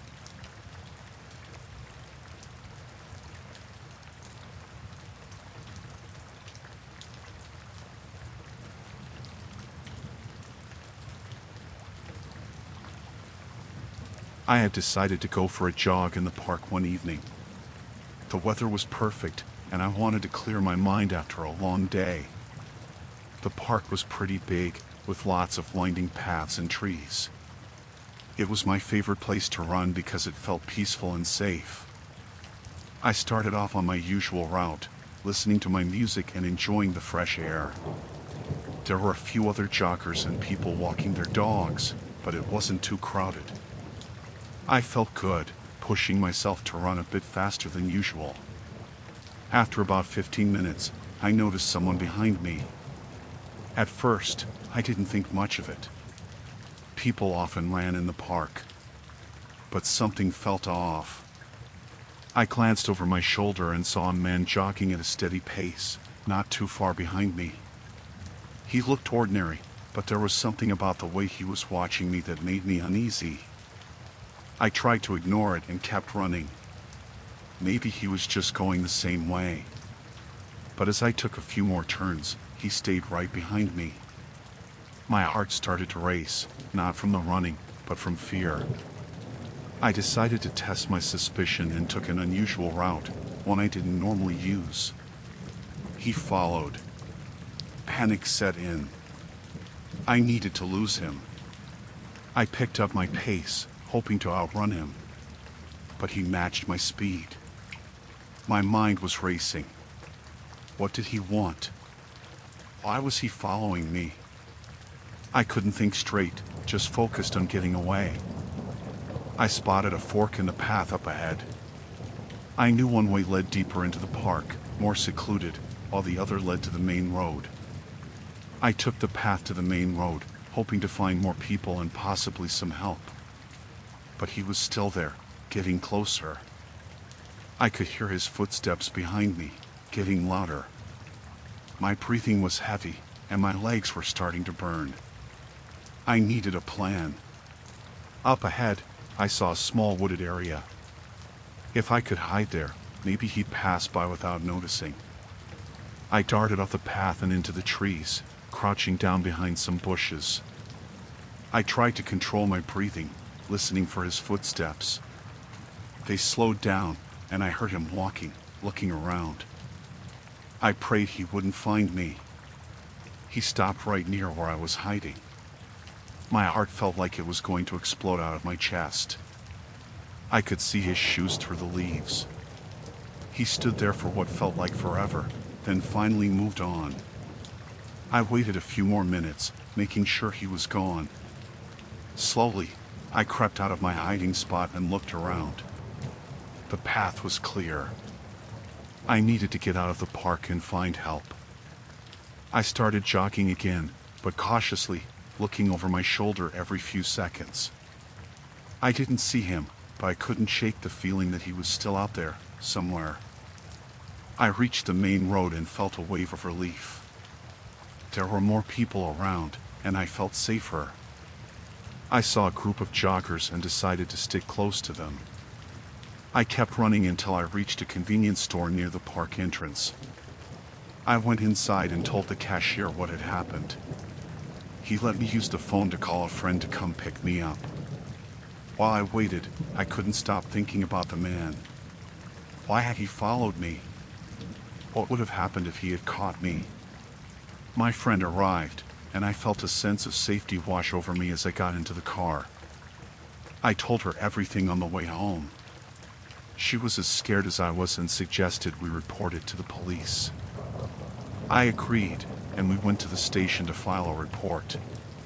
The police took my statement and said they would keep an eye on the park. I didn't know if they would find him, but I felt better knowing they were aware of what happened. It took me a long time to calm down that night, and even longer to feel safe enough to go jogging again. For weeks, I couldn't shake the feeling of being watched.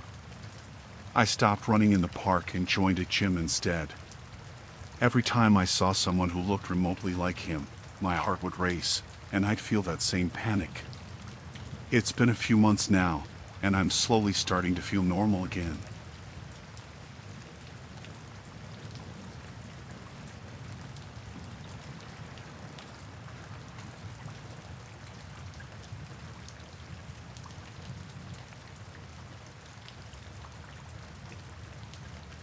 It was a warm summer night when I got the call. I was sitting on my porch, enjoying the quiet, when my phone rang.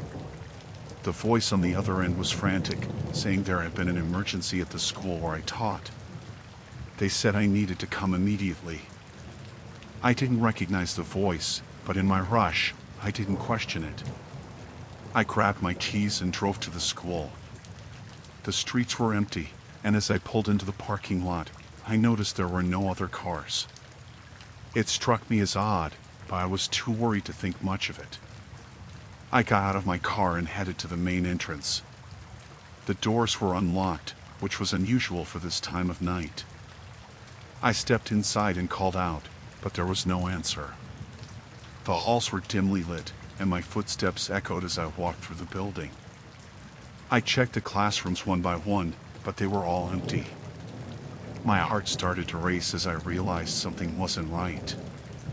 I decided to head to the office to see if anyone was there. As I walked, I thought I heard footsteps behind me. I turned around quickly, but no one was there. I reached the office and found it dark and deserted.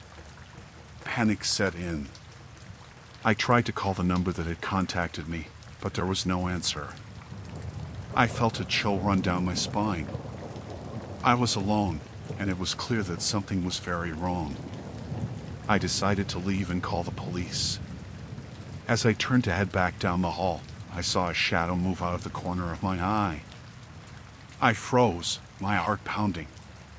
The shadow was gone as quickly as it had appeared, but I knew I wasn't imagining things. I quickened my pace, trying to stay calm. The silence was oppressive, and every creak and groan of the building made me jump. I was almost at the door when I heard a soft voice behind me, whispering my name. I spun around, but again, there was no one there. Fear gripped me, and I started to run. As I reached the main doors, I found them locked. I pulled and pushed, but they wouldn't budge. My breath came in short gasps as I looked around for another way out. I decided to head to the gym. There was a back door there that led outside. As I made my way through the hallways, I heard footsteps again, this time closer and more deliberate. I didn't dare look back. I just ran. When I reached the gym, I found the door slightly ajar. Relief washed over me as I pushed it open and stepped outside. The cool night air hit my face, but my relief was short-lived. I heard the footsteps again, now right behind me. I ran across the field towards my car, fumbling with my keys. I could hear the footsteps getting closer and closer. I reached my car and threw myself inside, locking the doors just as a figure appeared in the darkness. I couldn't make out their face, but they stood there, watching me. I started the car and peeled out of the parking lot, my heart racing. As I drove away, I glanced in the rearview mirror and saw the figure standing there, illuminated by the headlights. I drove straight to the police station and told them everything. They took my statement and sent officers to the school, but they didn't find anyone. The call had been made from a disposable phone, and there were no leads. For weeks after that night, I couldn't shake the feeling of being watched. Every time I was alone, I felt like someone was there, lurking in the shadows.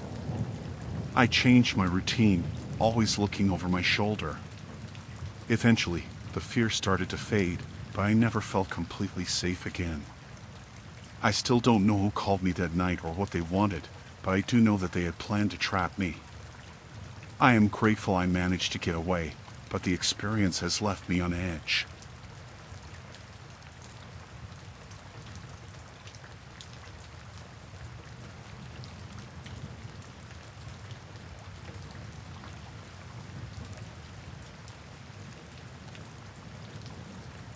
I woke up to a heavy feeling in my head, like I hadn't slept at all. My mouth was dry, and my eyes felt gritty. I tried to sit up, but something felt off. I rubbed my eyes and looked around the small motel room. The clock on the nightstand read 2:37 a.m. I remembered checking in late, exhausted from the drive. I just wanted to sleep.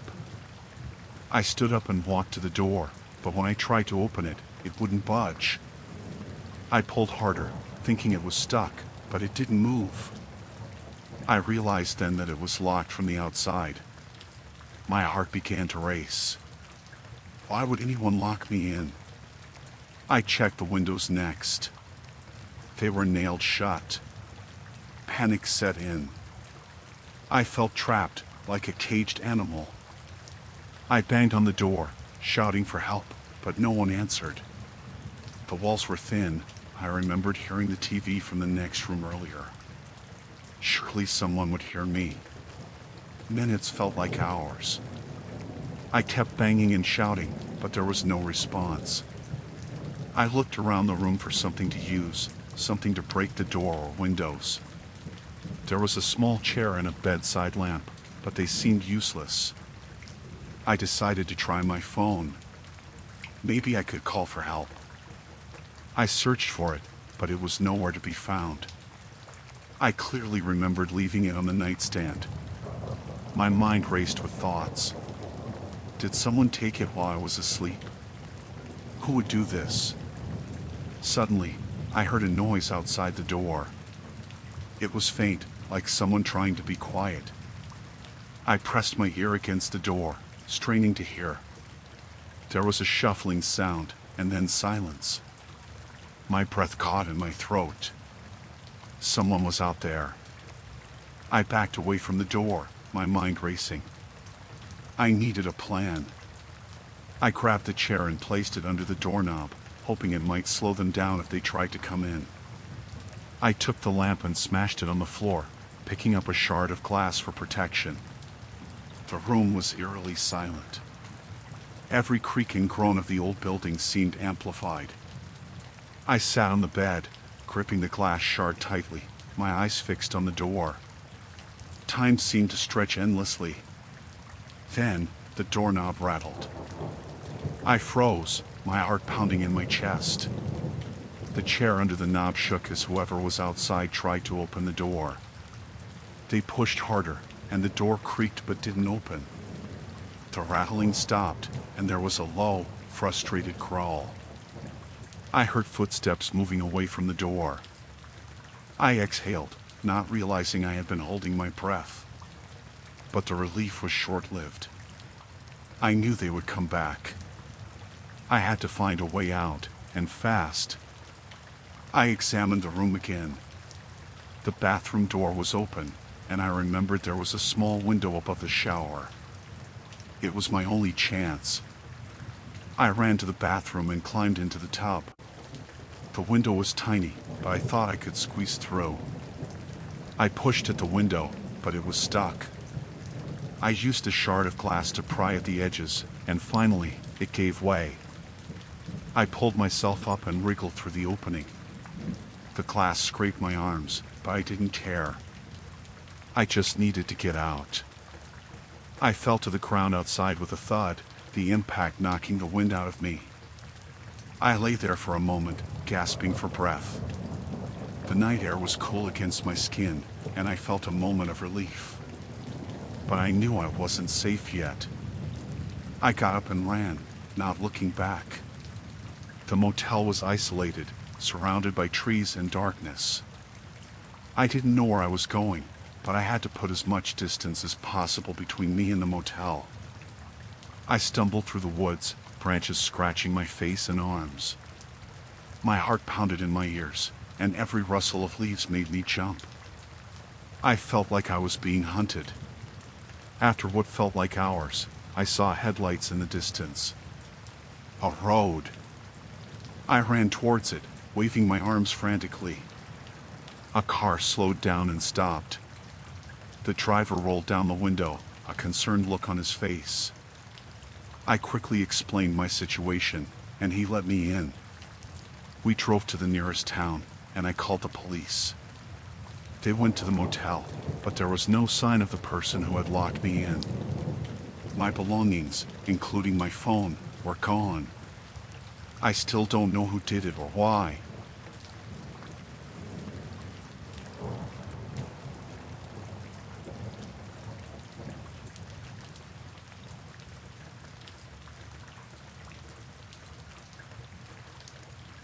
The power went out at around 9 p.m. I had just finished making dinner and was about to settle down with a book when everything went dark. The whole city was out. I could see nothing but pitch black from my apartment window. I fumbled for my phone to use its flashlight, and my heart pounded a bit faster than usual. There was something unnerving about the sudden loss of light. I found a few candles in a drawer and lit them. Their flickering light cast strange shadows on the walls, making the room look eerie. I sat on the couch, trying to relax. The quiet was unnerving too. Usually, there were sounds from the street, people, cars, but now it was silent. A faint sound caught my attention. It was a creak, like a floorboard shifting. I told myself it was just the building settling, but it sounded too close. I stood up, holding my phone out in front of me. The light barely pierced the darkness, but it was better than nothing. I moved slowly towards the sound, trying to be as quiet as possible. The candles flickered as I passed, and the shadows seemed to dance around me. My heart was racing, and my mind kept imagining the worst. As I reached the hallway, I heard another noise. This time, it was a soft thud, like something falling onto the carpet. I froze, straining my ears to hear better. There was nothing for a moment, and then a shuffle, like someone moving quietly. I felt a chill run down my spine. I wasn't alone. Someone was in my apartment. I backed away slowly, trying not to make any noise. I needed a weapon, something to defend myself. I headed to the kitchen, where I kept a few knives. As I grabbed a knife from the drawer, I heard footsteps. They were slow and deliberate, coming from the direction of my bedroom. My breath caught in my throat. I needed to stay calm, but panic was rising inside me. I moved to the living room and hid behind the couch. The footsteps grew closer, and I could see a faint light moving down the hallway. It wasn't the flickering light of a candle. It was steady, like a flashlight. My hands were shaking, gripping the knife tightly.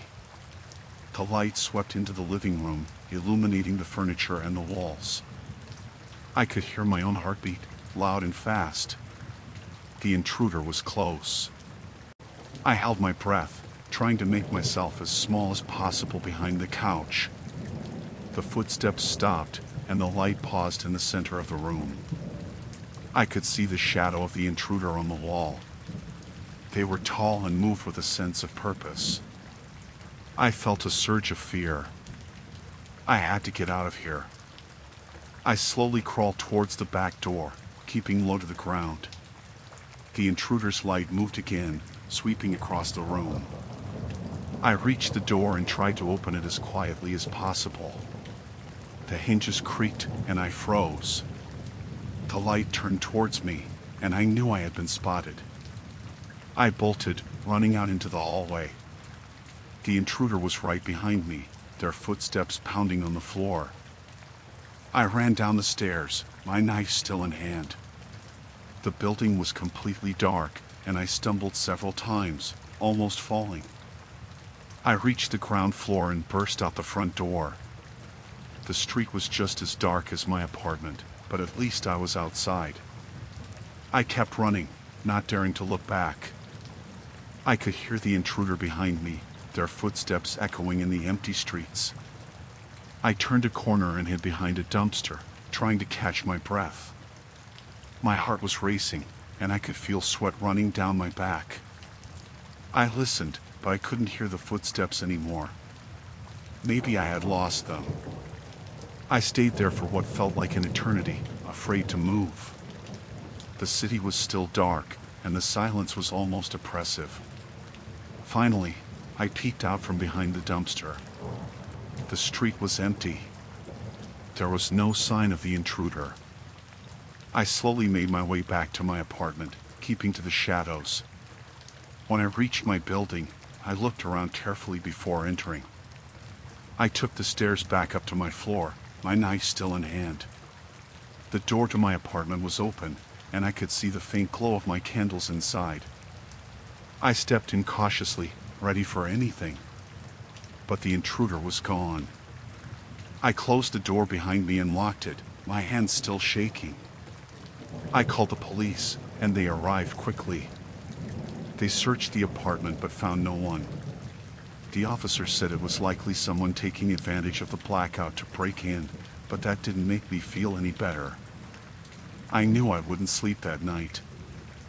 I sat on the couch, clutching the knife and listening to every sound. The candles burned low, casting their eerie light. The power came back on around 3 a.m., but I still felt that chill in the air. I knew I would never feel safe in my apartment again.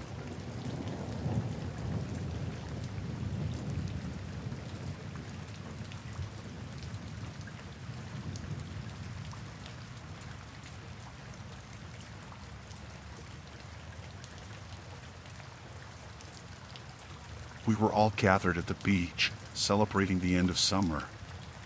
The sky was clear, the waves gently lapping at the shore, and the bonfire crackled warmly as we laughed and shared stories. Nat, our host, had done a great job organizing the party. There were about 20 of us, enjoying the night with music, drinks, and good company. As the evening went on, a group of people approached our area. At first, we thought they were just more partygoers, but something felt off. There were 6 of them, and they didn't look like they were there to have fun. They walked straight into our circle, not saying anything, just looking around with hard expressions. Nat went up to them, trying to be polite. "Hey, guys, this is a private party. Can we help you with something?" One of the men, tall and muscular with a shaved head, stepped forward and smirked. "We're just here to join the fun," he said, his tone menacing. I felt a knot tighten in my stomach. The tension was palpable.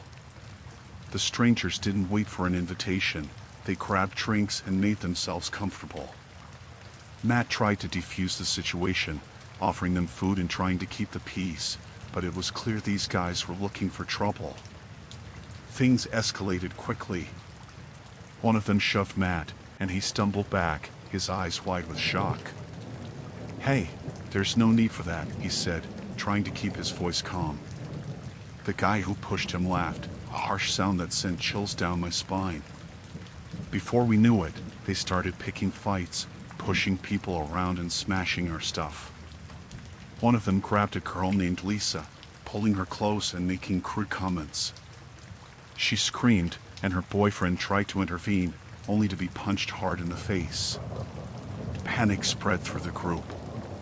Some tried to run, but the intruders blocked their way.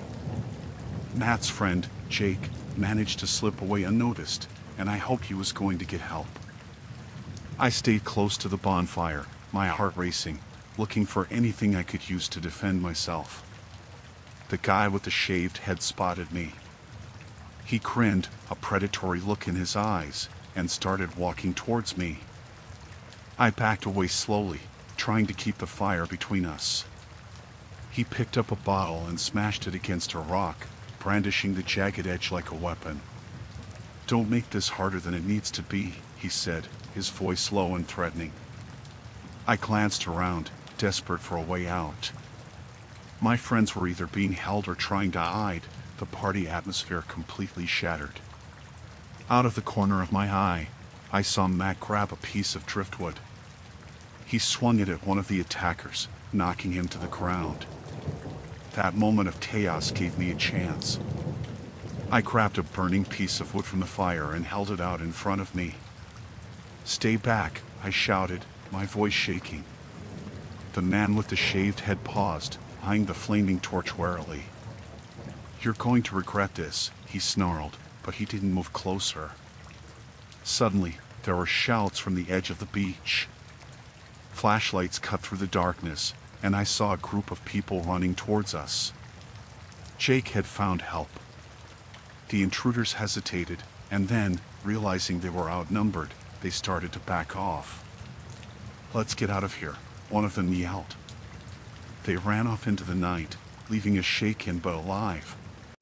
The newcomers, a mix of locals and some off-duty police officers Jake had found, helped us calm down and make sure everyone was okay. We gathered around the bonfire, trying to make sense of what just happened. The police were called, and we gave our statements, describing the attackers as best we could. Matt sat next to me, his face bruised but his eyes determined. "We got through it," he said, his voice steady despite everything. "We're safe now."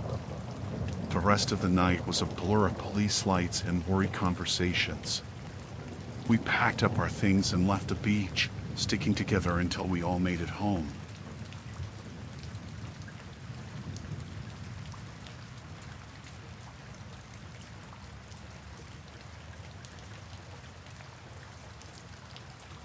I was walking home from a late shift at the diner.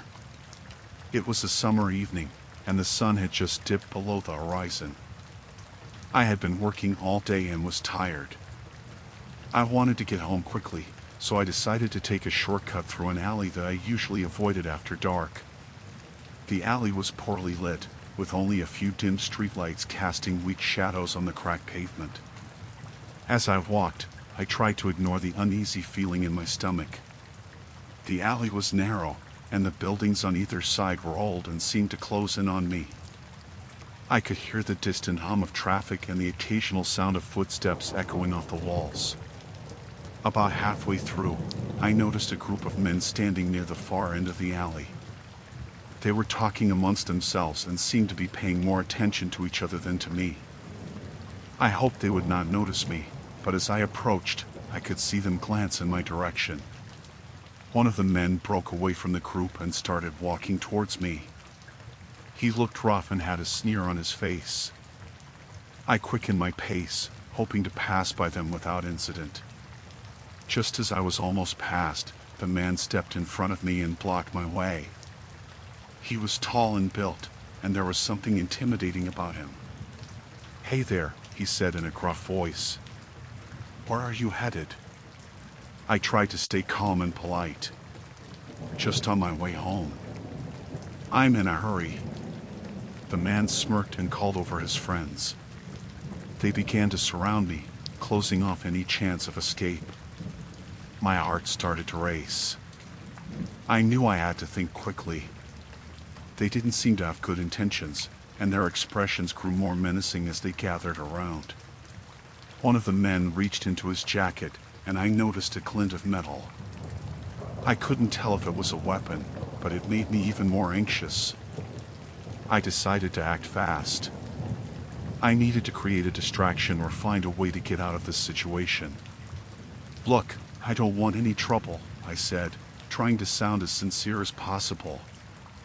"I just need to get home. Can you please let me pass?" The man who had initially blocked me seemed to be the leader. He crossed his arms and shook his head.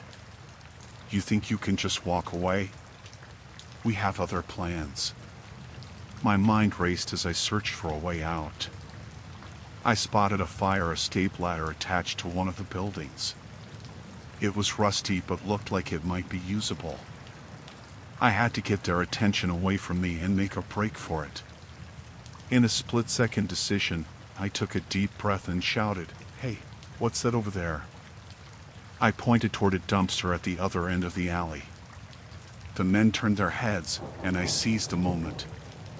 I darted toward the fire escape ladder, grabbing hold of it and climbing as fast as I could. I could hear the men yelling behind me, but I didn't stop. My heart pounded as I scrambled up the ladder. When I reached the top, I could see the rooftops of the buildings around me. I needed to find a way down quickly. I noticed a skylight on the roof and hoped it led to a building with an exit. I pried the skylight open and climbed through, landing inside a dark room. I took a moment to catch my breath and listen. I could hear muffled voices and footsteps outside, but they seemed to be moving away. I wasn't safe yet, but I had bought myself some time. I carefully made my way through the building, finding a stairwell and heading down to the ground floor. As I reached the street, I looked around to make sure no one was following me. The alley was now quiet, and the men seemed to have left. I walked briskly to the nearest public place, a 24-hour convenience store. I went inside and asked to use their phone to call for a cab. I was shaken, but I managed to get home safely. Once I was back, I reported the incident to the police. They took my statement and said they would look into it. I never heard anything more about it, but I made sure to avoid that alley in the future.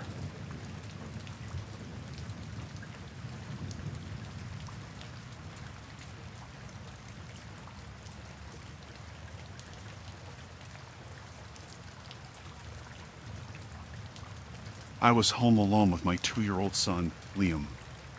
My husband had left for a business trip that morning, and it was just the two of us for the weekend. The day had gone smoothly. I fed Liam, played with him, and put him down for his nap. After he woke up, we had dinner, and then I put him to bed. The house was quiet, except for the usual creaks and groans of an old building settling for the night. It was around 9 p.m. when I first heard the noise. It was a faint sound, like something being dragged across the floor, coming from the basement. I tried to ignore it, thinking it was just my imagination. But the noise came again, louder this time. My heart started to race. I decided to check it out, hoping it was nothing. I grabbed a flashlight and headed to the basement door. As I opened it, the creaking sound seemed to echo throughout the house. I stood at the top of the stairs, shining the flashlight down into the darkness. Everything looked normal, but the unsettling feeling in my stomach didn't go away. I slowly descended the stairs, trying to make as little noise as possible. When I reached the bottom, I scanned the room with the flashlight. The basement was cluttered with old furniture, boxes, and tools. I didn't see anything out of place. I started to convince myself that it was just the house settling when I heard a soft thud behind me. I whipped around, the flashlight beam trembling in my hand. Standing at the far end of the basement was a man. He was dressed in dark clothes, his face partially covered by a hood. He stared at me, not moving. My blood ran cold. I felt like I couldn't breathe. I backed up slowly, my mind racing. My first thought was of Liam upstairs, asleep in his crib. The man took a step towards me. I turned and bolted up the stairs, slamming the basement door behind me. I locked it and grabbed my phone to call the police, but my hands were shaking so badly I could barely dial. I told the operator about the intruder, and they said officers were on their way. I ran to Liam's room, scooping him up from his crib. He stirred and whimpered but didn't wake up fully. I clutched him to my chest, trying to think of what to do next. I could hear the man banging on the basement door, trying to break it down. My heart pounded in my ears.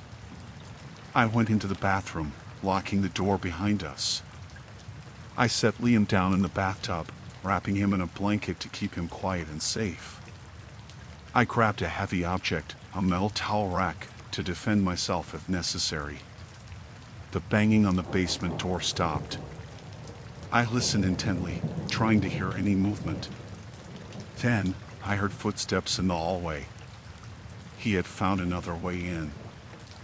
I held my breath, praying he wouldn't find us.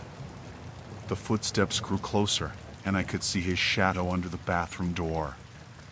He tried the doorknob, and when it didn't budge, he started pounding on the door. I whispered to Liam, telling him to stay quiet. The door began to splinter under the force of his blows. I raised the towel rack, ready to defend my son. The door burst open, and the man stepped in. He looked around, spotting us in the bathtub. He smiled, a cruel, menacing grin. Just as he took a step towards us, I swung the towel rack with all my might. It hit him in the side of the head, and he stumbled back, cursing.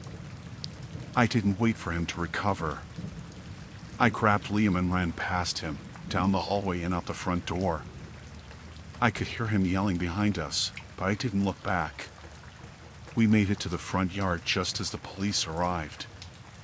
They stormed into the house, and I collapsed on the grass, clutching Liam tightly. He was crying now, and I tried to comfort him, my own tears streaming down my face. The officers quickly subdued the intruder and took him away in handcuffs. An officer stayed with us while others searched the house to make sure it was safe. I couldn't stop shaking, even when they assured me that the man was in custody. I held Liam close, grateful that we were both safe. It was the most terrifying experience of my life, one that I would never forget.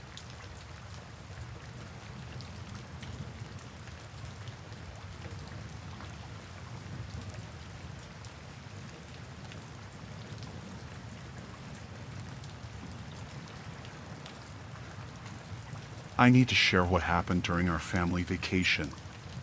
It started off as a regular trip to a remote cabin we had rented for the summer. It was supposed to be a peaceful getaway, but it quickly turned into a nightmare. We arrived at the cabin in the early afternoon. It was isolated, surrounded by thick woods. The place was charming with its rustic look, and the view of the lake was beautiful. My wife, Sarah, and our 2 kids, Lily and Jake, were excited. We unloaded the car and settled in. The first couple of days were great. We hiked, fished, and spent evenings by the campfire. Everything seemed perfect until I noticed something odd. It was on the 3rd night. I had gone out to check the grill because the kids wanted to roast marshmallows. As I walked around the cabin, I saw something unusual. There was a small, dark spot on one of the trees close to the cabin. It looked like someone had scratched the bark, but I thought nothing of it. I assumed it was just a stray mark from a previous renter or perhaps an animal. Later that night, I heard a noise outside. It was a faint rustling sound. I went outside with a flashlight but found nothing. I shrugged it off as the wind or an animal. I didn't mention it to Sarah, I didn't want to worry her. The next morning, I saw more marks on the trees. They were fresh, and the scratches seemed to be forming a pattern, almost like an arrow pointing towards the cabin. This unsettled me, but I didn't want to alarm my family. I decided to keep an eye on things. That night, while everyone was asleep, I heard the sound again. This time, it was closer. I grabbed the flashlight and went outside. I looked around the cabin and noticed something in the shadows, a figure darting between the trees. My heart raced, but I couldn't see clearly enough to make out who it was. I went back inside and locked all the doors and windows. I decided to wait and see if anything else happened. I felt like someone was watching us. The following day, I found more signs of disturbance. It looked like someone had been near the cabin during the night. I told Sarah about my concerns. She was worried but thought it was just my imagination. I couldn't blame her for thinking that. I tried to stay calm for the sake of the kids. We decided to go for a hike to distract ourselves. During the hike, I noticed a man watching us from a distance. He was dressed in dark clothes and appeared to be hiding behind some trees. I pointed him out to Sarah, but by the time we got closer, he was gone. Sarah thought it might be a fellow hiker, but I wasn't convinced. That night, I heard footsteps around the cabin. They were slow and deliberate. I woke Sarah and told her to stay quiet. I took a peek outside and saw the same figure again, closer to the cabin this time. I was terrified and didn't know what to do. The next morning, I found that someone had tampered with the cabin's porch lights. The bulbs were unscrewed.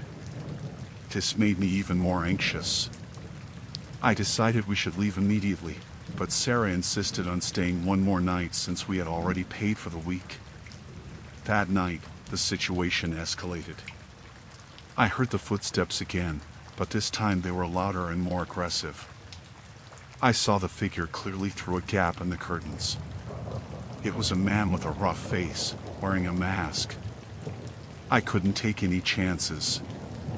I woke Sarah and told her we had to leave. We packed as quickly as possible. As we were loading the car, I saw the man emerging from the woods. He was carrying what looked like a crowbar. I told Sarah to get the kids in the car while I tried to confront the man. I grabbed a baseball bat from the trunk. As I approached the man, he ran back into the woods. I didn't pursue him but made sure everyone was safe inside the car.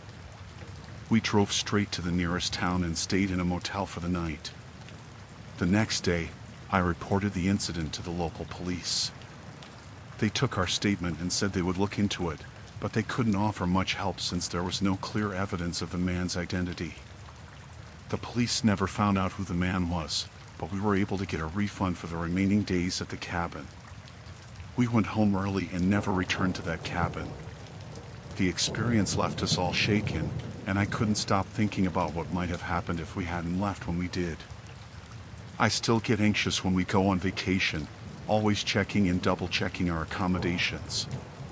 The memory of that summer and the feeling of being watched will always haunt me.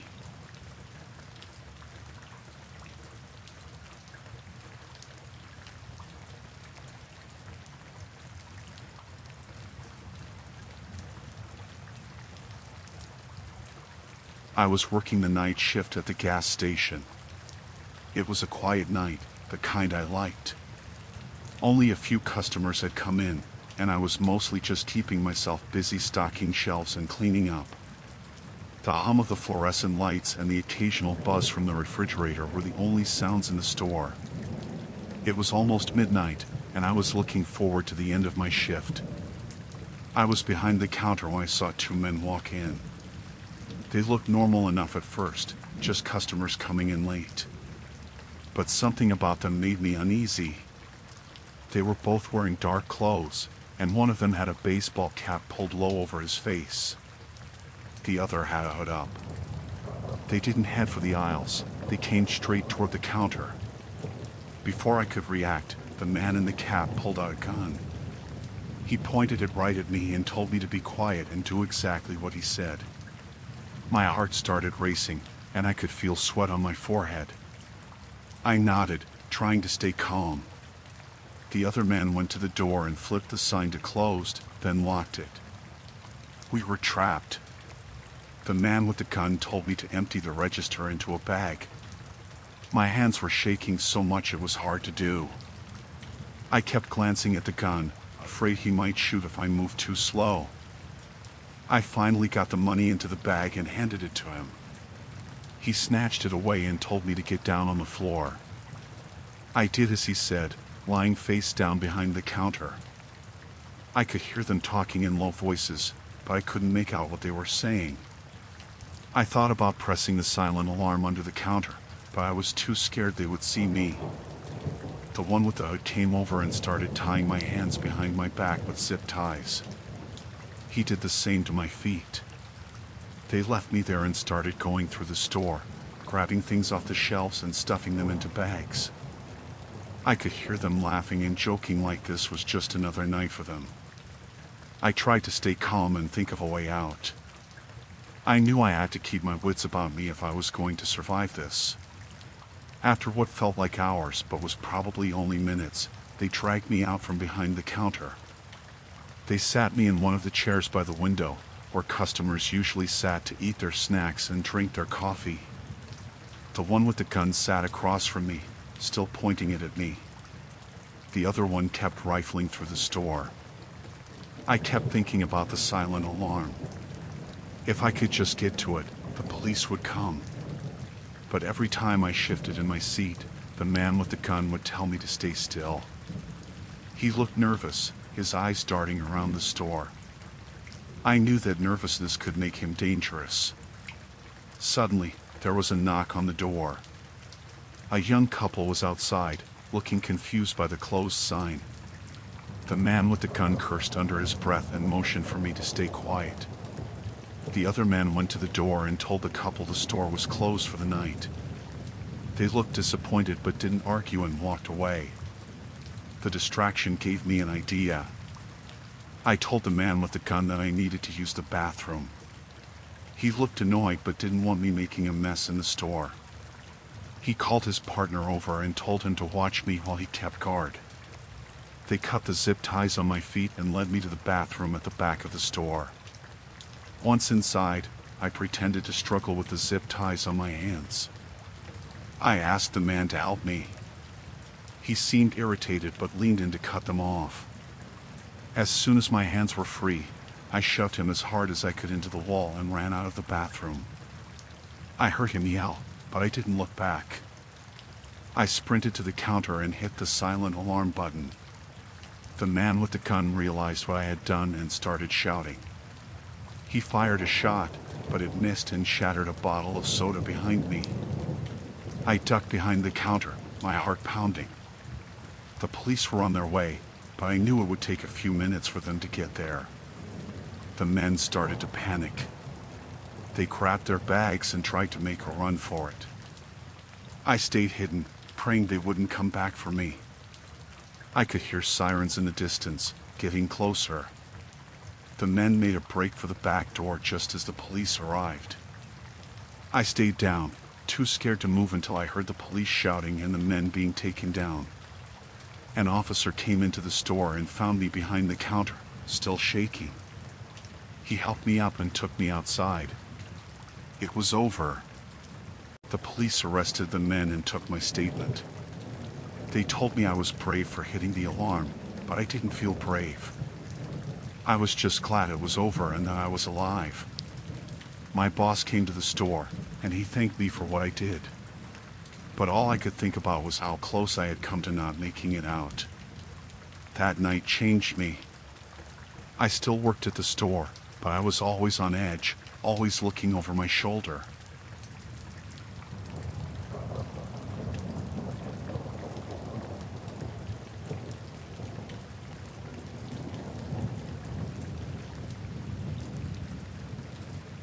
I was delivering food for a local restaurant. It was summer, and the heat was intense.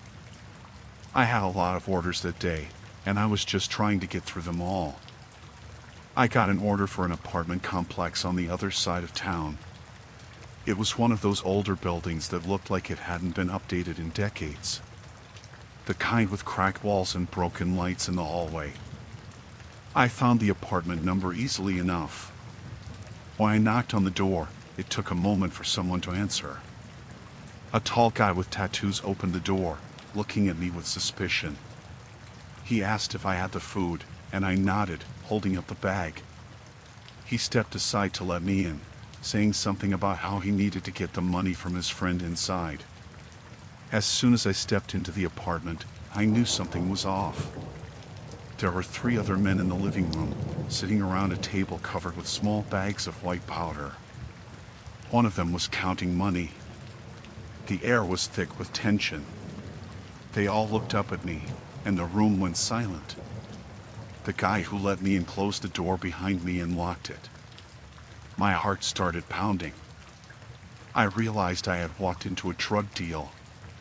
The men stared at me, and I could see the fear and suspicion in their eyes. One of them, a man with a scar on his cheek, stood up and walked towards me. He asked who I was and why I was there. I explained quickly, showing them the bag of food and telling them I was just a delivery person. The scarred man snatched the bag from me and dumped the contents on the table. He didn't seem interested in the food at all. He looked at his friends and said something in a low voice. I couldn't make out the words, but I knew they were deciding what to do with me. I felt trapped, and my mind raced, trying to figure out how to get out of there. The man with the scar told me to sit down.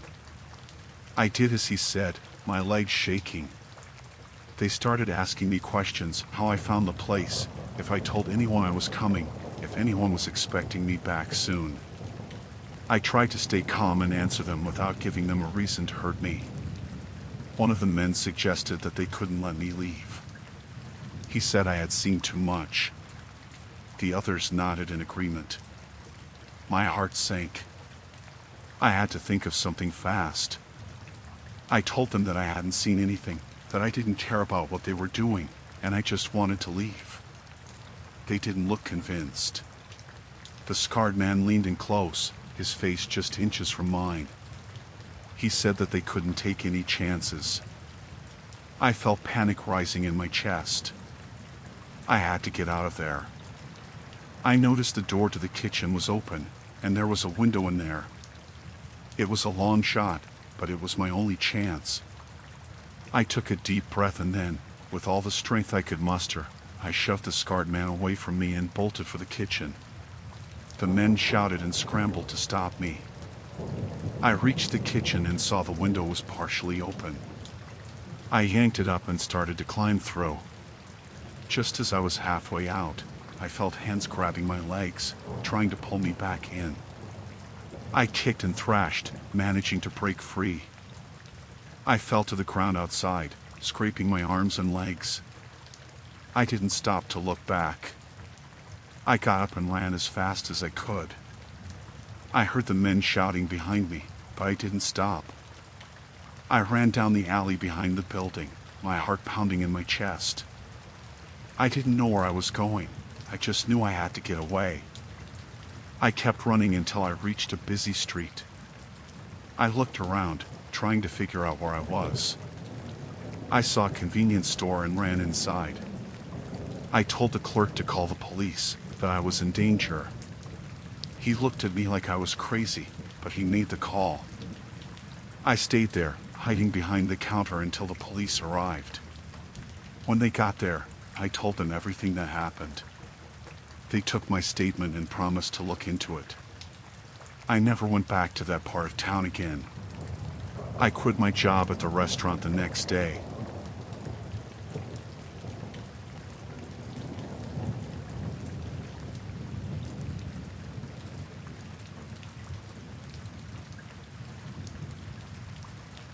It was a sweltering summer evening when I decided to head to the parking garage after finishing up some errands downtown. I was tired but still had a bit of shopping to do, so I parked my car and started walking towards the entrance of the garage. It was one of those old structures with narrow aisles and dim lighting. The kind that always feels a bit too quiet. As I was walking down the ramp, I noticed a commotion near the back of the garage. I stopped and squinted, trying to make out what was happening. There were 3 men surrounding another guy who looked like he was pleading with them. My heart skipped a beat. It didn't look like a friendly conversation. I was about to turn around and go back to my car when I saw one of the men grab the other guy and slam him against the wall. The victim was struggling, and I could see that they were trying to take something from him. I knew I had to do something, but I was torn between wanting to help and worrying about my own safety. I decided to step in, hoping to break things up before it got worse. I walked up to them and tried to sound as calm and confident as I could. I told them to back off and leave the guy alone. The 3 men turned and looked at me. They didn't seem pleased. One of them, a burly man with a tattoo on his arm, took a step towards me and said something that sounded threatening. I told them again to stop and called 911 on my phone, hoping that the sight of me dialing would make them reconsider their actions. They seemed to be more annoyed than scared. One of them, the one who had been holding the victim, pulled out a knife and waved it in my direction. I felt a rush of fear but tried to stay calm. The man with the knife started shouting at me, telling me to mind my own business. I realized that if I stayed, I could be in real danger. I quickly ended the call, said I was going to call the police again, and turned to leave. As I walked away, I could hear them shouting behind me. I knew they wouldn't just let me go easily. I made it to my car and tried to lock the doors, but my hands were shaking so badly that I had trouble with the key. I finally managed to get inside and started the engine. As I was about to drive away, I saw the 3 men running towards the entrance of the garage. They were clearly looking for me. I sped out of the parking garage, my heart racing. I knew I needed to get somewhere safe and report what I had seen. I drove to the nearest police station, which was a few miles away. On the way, I kept checking my mirrors, paranoid that they might be following me. When I got to the police station, I ran inside and explained what had happened. The officers took my statement and said they would send someone to check out the garage. They seemed to take it seriously, but I still felt anxious. The whole time I was there, I kept looking out the windows, half expecting to see those men coming after me. After giving my statement, I left the station and drove home. I stayed alert, checking my surroundings every few minutes. I even changed my route a couple of times to make sure I wasn't being followed. When I finally got home, I locked all the doors and windows and felt a wave of relief. The whole experience left me shaken. I kept thinking about the man who was being attacked and hoped that the police were able to help him. I couldn't stop replaying the events in my mind, wondering if I had made things worse by intervening. For the next few days, I stayed on edge, constantly checking to make sure no one was lurking around my apartment. I didn't see any signs of those men, but I couldn't shake the feeling of unease. I was scared to go out alone and tried to stay in well-lit areas whenever I did. Eventually, I learned from the police that they had apprehended the men and that the victim was safe. I was relieved but still troubled by the whole ordeal. It took me a while to feel comfortable going out again, and even now, I am more cautious about intervening in situations like that. The summer heat seemed to linger even after the incident, and every time I went near a parking garage, I felt a shiver run down my spine.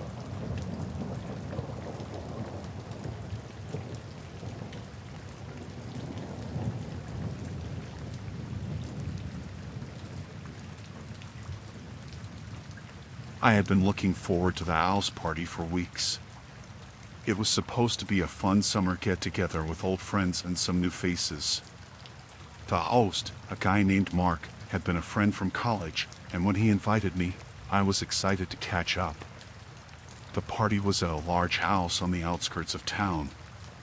It had a nice, spacious backyard and a pool. When I arrived, the atmosphere was lively. People were chatting, drinking, and enjoying the music. I quickly found my friends enjoying them, but something felt off. Around an hour into the party, I noticed a small group of people who seemed to be acting a bit differently from the rest. They were standing off to the side, talking in hushed tones. Their behavior made me uneasy, but I shrugged it off as just being a different group of friends. As the evening went on, things started to get more strange. I saw one of the quiet group members, a tall guy with a scruffy beard, disappear into the kitchen with Mark. I could hear them talking loudly, but the words were too muffled to make out. My curiosity got the better of me, so I quietly followed them. I crept up to the kitchen and peered around the corner. I saw Mark and the tall guy discussing something in low voices. Mark handed him a small bag, and the tall guy nodded and left the room. I couldn't make out what was in the bag, but it didn't look like something you'd see at a party. My anxiety grew. I decided to stay close, not wanting to get too involved but needing to understand what was happening. I moved back to the main area and tried to enjoy the party, but I kept an eye on Mark and the tall guy. Later, I noticed that Mark seemed more agitated. He was talking to a few more people from the quiet group, and they were glancing around as if making sure no one was listening. My gut told me that something was definitely not right. I started feeling a bit trapped. The place was crowded, and the exits were somewhat blocked by people. I tried to act normal, but my mind was racing. I needed to find out more and get out of there before things escalated. I made my way outside to get some fresh air. The backyard was quieter, with only a few people around. As I stood by the pool, I saw the tall guy again, but this time he was with another person I hadn't seen before. They were having a heated conversation, and the tall guy seemed very agitated. I overheard snippets of their conversation. Words like shipment and deal were thrown around. My heart started pounding. It was clear they were discussing something illegal, and it was happening right under everyone's noses. I realized I needed to leave before things got any worse. I made my way to the front of the house, hoping to slip out unnoticed. Just as I was about to open the door, I felt a hand on my shoulder. It was Mark. He looked nervous and asked me if everything was okay. I tried to stay calm and said I just needed some fresh air. Mark seemed to hesitate but eventually let me go. I stepped out into the night, but my relief was short-lived. As I walked to my car, I saw the tall guy watching me from the driveway. I quickened my pace and fumbled with my car keys. My hands were shaking so much that I could barely unlock the door. I could feel the tall guy's gaze on me, and it made my skin crawl. I finally managed to get into my car and start the engine.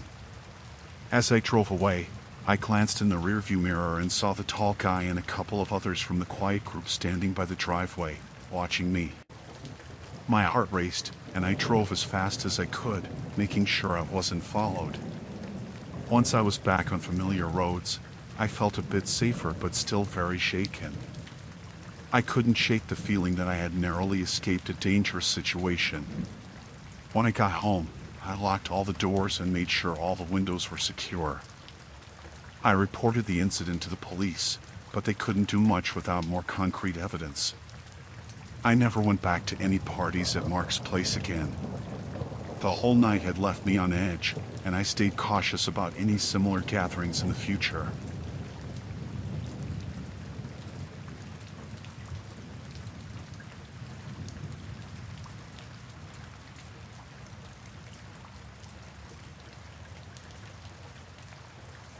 I had been driving through the desert for hours, heading back from a weekend getaway.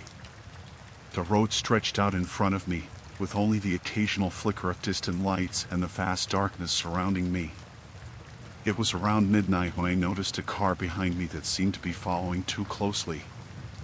At first, I thought it was just my imagination. I could see the headlights in my rearview mirror, but it was hard to judge if they were too close.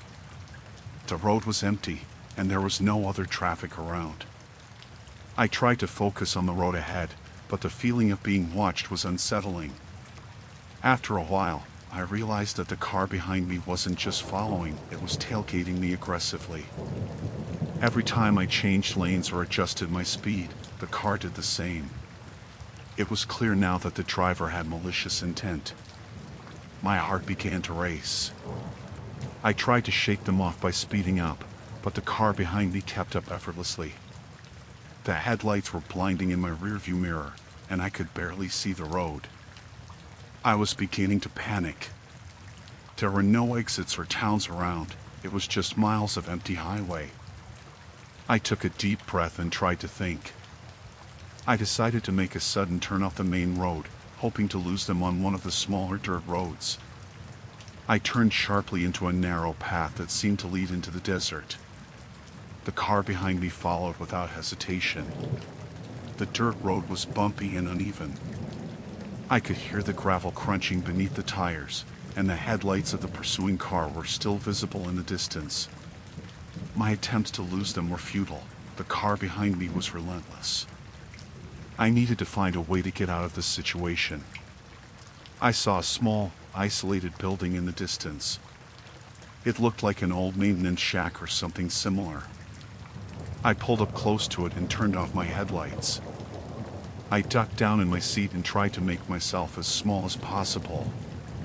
My breath felt heavy, and I could hear my own heartbeat in my ears. The pursuing car slowed down and stopped nearby. I could see the headlights through the gaps in the building's walls. My mind raced, trying to come up with a plan. I knew I couldn't stay there for long. I had to do something to get away. I waited for what felt like an eternity, trying to stay as quiet as possible. The car seemed to be idling outside, and I could see shadowy figures moving around. It was clear that they were looking for me. I had to find a way to get back to the highway and seek help. When I felt it was safe, I quietly started my car and drove away from the building. I stayed off the main road, keeping to the darker paths and trying to stay hidden. The headlights of the pursuing car were still visible in the distance, but they seemed to be fading as I continued to drive. Eventually, I reached a more populated area, where I could see a few scattered lights in the distance. I pulled into a gas station that was still open, hoping that the presence of other people would discourage the car from continuing its pursuit. I went inside, and the cashier noticed my distressed state. I explained the situation, and they called the police for me. I stayed at the gas station until the authorities arrived. When they checked the area, they didn't find any sign of the car that had been following me. I was relieved but still shaken. The police advised me to be cautious and to avoid driving alone late at night, especially in isolated areas. I took their advice seriously and made sure to stay aware of my surroundings in the future. That night in the desert was one of the scariest experiences of my life. The fear of being pursued by someone with unknown intentions was overwhelming.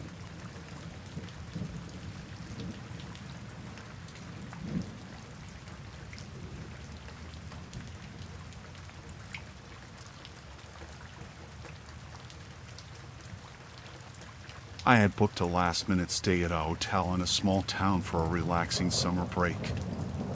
I needed some time away from my hectic schedule, and this place looked perfect for a quiet getaway. The hotel was old but charming, with vintage decor and a cozy atmosphere. I arrived late in the afternoon and checked in without any issues. The front desk clerk, a young woman with a kind smile, handed me the key to my room and gave me directions. I was tired from the drive, so I headed straight to my room, eager to unwind. Everything seemed normal until I noticed a group of men loitering near the lobby. They were dressed in dark clothes and kept glancing towards me as I walked past. It felt a bit odd, but I brushed it off. As I settled into my room, I heard muffled voices in the hallway and the sound of heavy footsteps. It was odd, but I tried to ignore it. I was in the middle of reading a book when there was a knock on my door. I wasn't expecting anyone, so I hesitated before opening it. When I peeked through the peephole, I saw two men in suits standing outside. They looked serious and seemed impatient. I opened the door cautiously, and one of the men introduced himself as a detective. He said there had been a mix-up with the hotel booking and asked if he could come in to ask a few questions. I was taken aback but let them in, hoping it was just a routine check. They started asking questions about my background, my reason for visiting, and my plans while I was in town. I answered everything truthfully, thinking it was just standard procedure. But their questions seemed to delve deeper and felt oddly intrusive. The men seemed unsatisfied with my answers and started looking around my room. I began to feel uneasy. One of them even asked if I had been in contact with anyone unusual. I had no idea what they were talking about. When I tried to ask what this was about, they avoided giving a clear answer. They only said there had been some confusion and that they needed to check something. The whole situation felt wrong, and I started to get anxious. The detective's demeanor was intimidating, and I felt trapped. After they left, I tried to call the hotel manager to get some clarity, but the line was busy. I decided to go downstairs to see if I could find out more. The lobby was eerily quiet, and the front desk clerk was nowhere to be found. The group of men I had seen earlier was now gathered around a corner, talking quietly. I tried to approach them, but they quickly dispersed when they saw me coming. I felt more uneasy than ever. I knew I had to get out of the hotel and find a safe place, but I didn't know who to trust. I decided to leave and find a nearby police station to explain what was happening. As I walked towards the exit, I noticed a man following me. He was trying to stay hidden, but I could see him in the reflection of the glass doors. My heart raced. I quickened my pace, hoping to lose him. I reached the parking lot and saw my car, but I hesitated.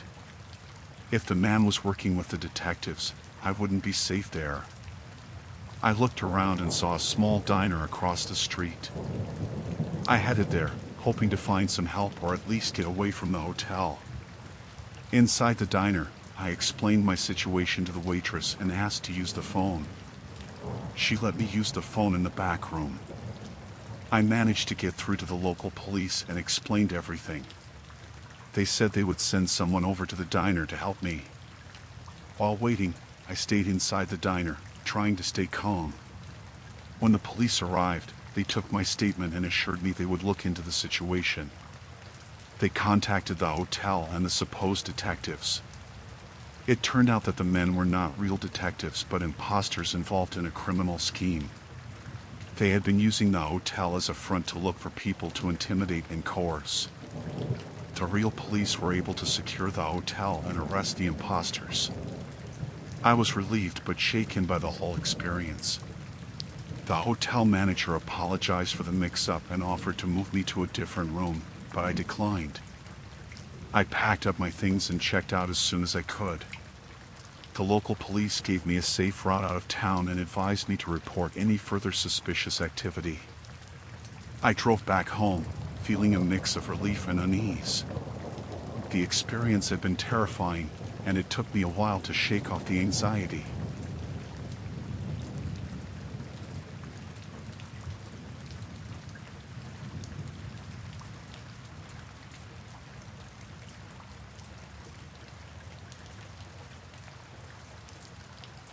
I was on vacation at a rented cabin in the woods, looking forward to a peaceful summer getaway. The cabin was remote but charming, and I planned to spend my days hiking and my nights relaxing. It was supposed to be a break from my busy life, but things took a turn for the worse one night. It was around midnight when I was woken up by a loud knock on the cabin door. I was startled, as I hadn't expected any visitors, especially at this hour. I checked the time on my phone. It was well past midnight. I hesitated, not sure if I should answer. I had read about incidents where people were lured into danger with late-night knocks. The knocking persisted, louder and more urgent. I slowly got out of bed, my heart pounding. I grabbed a flashlight and checked through the peephole. I saw a man standing on the porch, looking disheveled and frightened. He was pacing back and forth, glancing nervously over his shoulder.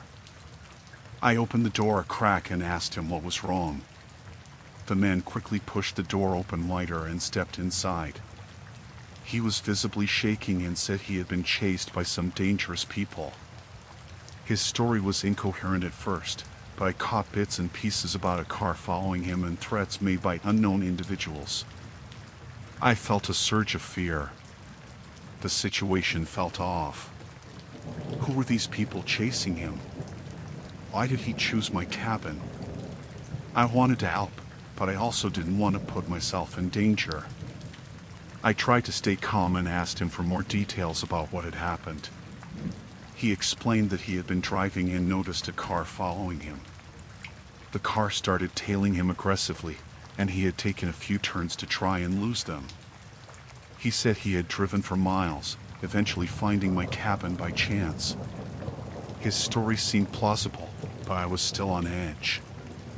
I could feel the weight of the decision I had to make. I could let him stay, which might put me at risk if the people were really after him, or I could send him away and risk him being in danger. I decided to call the police. I told them what had happened and provided them with the details the stranger had given me. The dispatcher on the other end assured me they would send someone to check things out. I felt a bit better knowing that help was on the way. While waiting for the police to arrive, I made the stranger sit in the living room while I kept a close eye on him from a distance. He looked exhausted and scared. He repeatedly thanked me for letting him in, saying he didn't know what he would have done if he had to keep running. The knocking started again, but this time it was more forceful. I went to the door, looked through the peephole, and saw two men standing outside. They looked like they meant business. I felt a rush of panic and moved away from the door.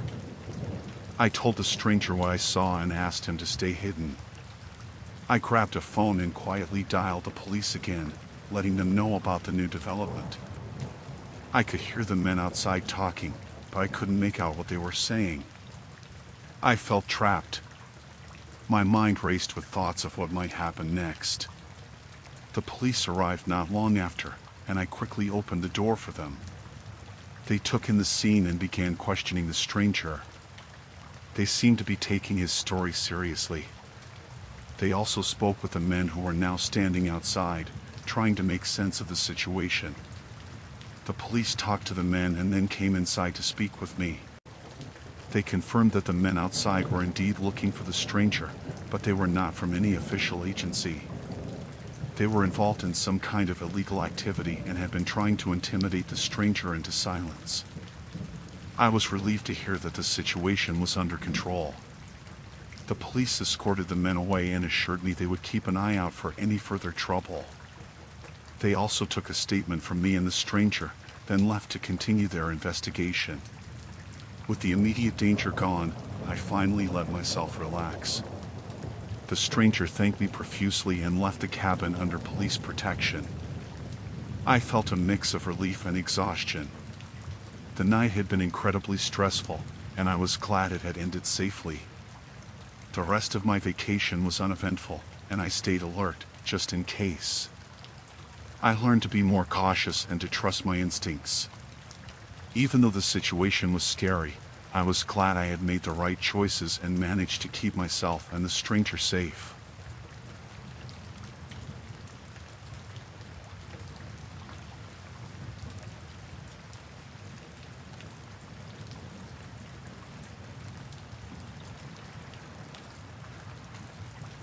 I was on a solo vacation in Miami, finally taking a break from work. I had booked a room at a small hotel right on the beach, hoping for some rest and relaxation. Everything seemed perfect when I arrived: sunshine, sand, and a view that made the long drive worthwhile. When I checked in, the receptionist gave me my key and directed me to my room. As I made my way to the elevator, I noticed a man standing outside a room with a suitcase. I assumed he was waiting for someone or maybe just checking in. I got to my room, opened the door, and was greeted by the familiar smell of hotel cleaning products. I unpacked my bags and settled in for a quiet evening. Just as I was about to unwind, I heard a knock on my door. It was the same man I had seen earlier. He introduced himself as Jason and told me there had been a mix-up with the booking system. It turned out that my room had been double booked. I was surprised but didn't think much of it. The hotel staff had already arranged for Jason to be moved to another room. He said he was just waiting for the new room to be ready and asked if he could hang out in mine until then. I agreed, thinking it was a minor inconvenience and that he seemed harmless enough. We chatted briefly, and he told me he was in town for a conference. After about an hour, Jason's room was ready. He thanked me and laughed. I locked my door behind him and felt relieved that the situation was resolved. That night, I heard some noise outside my room but dismissed it as people coming in late from the beach. I was exhausted and fell asleep quickly. Around midnight, I was jolted awake by a loud bang. My heart raced as I listened for any signs of trouble. I heard footsteps in the hallway and then a soft knock on my door. I peered through the peephole and saw Jason standing there. I was confused. I opened the door slightly and asked if everything was all right. He said he had forgotten something in my room and needed to come in to get it. I hesitated but eventually let him in. He looked nervous, and his demeanor had changed since earlier. He started looking around the room and seemed agitated. He told me he had misplaced some important documents and was getting anxious. I tried to calm him down and suggested we call the hotel staff for help. Jason snapped at me, saying he couldn't afford any delays. His voice was suddenly harsh, and I could see a different side of him that made me uneasy. I wanted to ask him to leave but didn't want to provoke him. As he continued to search the room, I noticed his behavior becoming increasingly erratic. He started pacing and muttering to himself. My instinct told me something was off, and I felt a growing sense of danger. I decided it was time to get him out of my room. I told him I needed to use the bathroom and asked him to wait outside.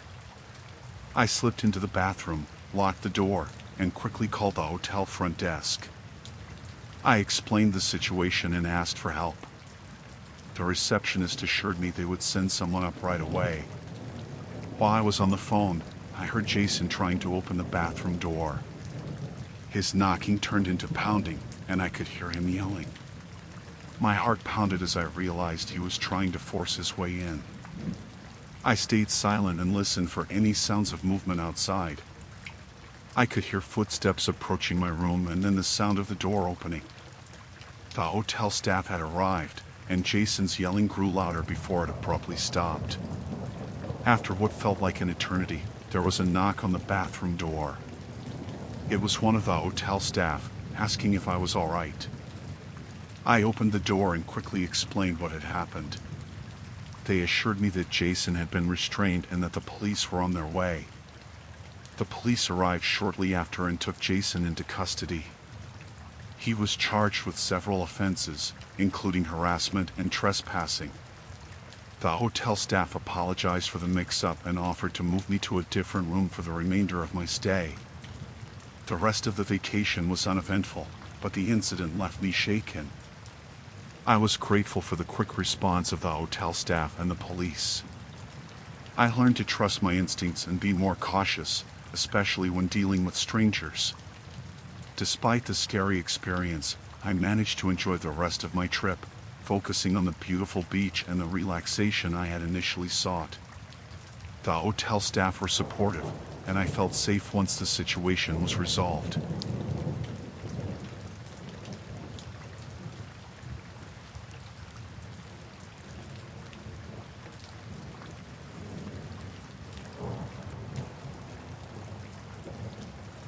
I rented a cabin by a lake to work on my novel. The place was quiet, perfect for writing. It was old, but cozy. The lake shimmered in the sunlight, and the trees around it rustled softly in the breeze. I thought it was just what I needed to get away from the noise of the city. On the second day, I noticed something odd about the cabin. There was a section of the floor in the living room that sounded hollow when I walked over it. Curiosity got the better of me, and I decided to investigate. I moved the rug and saw a trapdoor. It took some effort to pry it open, but I managed. Below was a small, dark room. I used my phone's flashlight to look around. There were old, dusty boxes and a table with a few papers scattered on it. I climbed down and started going through the boxes. Most of them had old clothes and books, but one had photos. They were of a man tied to a chair, bruised and bleeding. My heart started pounding. This wasn't what I expected to find. I went through the papers on the table. They were notes about the man in the photos. They talked about debts and warnings, and how he wouldn't listen. It was clear he had been tortured. I felt sick to my stomach. I wanted to leave, but I heard a noise from above. Someone was in the cabin. I froze, listening. Footsteps moved across the floor, then stopped.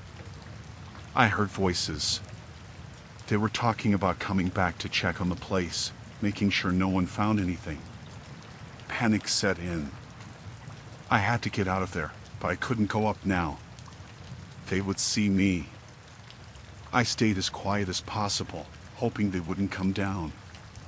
They moved around, checking rooms, talking about the last time they were there. One of them mentioned the guy in the photos. My heart sank. They were the ones who did this. I had to think fast. I saw a small window near the ceiling of the hidden room. It was a tight squeeze, but I could fit. I carefully climbed up and pushed it open, trying not to make any noise. I squeezed through and fell into the bushes outside. I heard one of the men coming closer, so I stayed low and crawled away from the cabin. Once I was far enough, I got up and ran. I didn't know where to go, just away. The woods were thick, and I stumbled a few times, but I kept going. I found a spot to hide and catch my breath. My mind was racing. I needed to get help, but my phone was still in the cabin. I decided to head towards the nearest town. It was a few miles away, but I didn't have a choice. I kept off the main paths, sticking to the trees. I didn't want them to find me. Every noise made me jump. I was scared they were following me. It started getting dark, and I was still in the woods. I found a large tree and hid behind it, trying to stay calm. I waited for a while, listening for any signs of them. It was quiet, but I didn't feel safe. I needed to keep moving. I finally saw lights in the distance.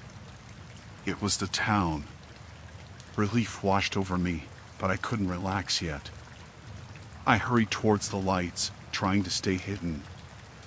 I reached the edge of the town and saw a gas station. I went inside and asked the clerk to call the police. The police arrived quickly. I told them everything, from the hidden room to the men in the cabin. They took me seriously and sent officers to check it out. They found the cabin and the room, but the men were gone. They said I did the right thing by running. They took me to the station to get my statement. It was late, and I was exhausted, but I was safe. They promised to investigate and keep me updated. I was just glad to be away from that cabin. A few days later, they called. They found the men. They had a history of crime, including the kidnapping and torture of the man in the photos. They were arrested, and I felt a sense of relief knowing they were caught. I went back to the city, deciding I had enough of cabins and lakes for a while. It was a terrifying experience, but I was glad I got out alive. I'm more cautious now, but I still love writing. I just do it from the safety of my apartment.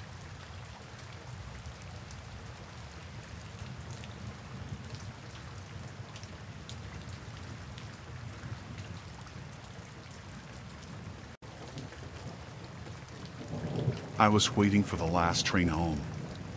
It was late, and the platform was almost empty. Just a few people scattered around. I tried to keep to myself, but I noticed a man standing a bit further down, staring at me.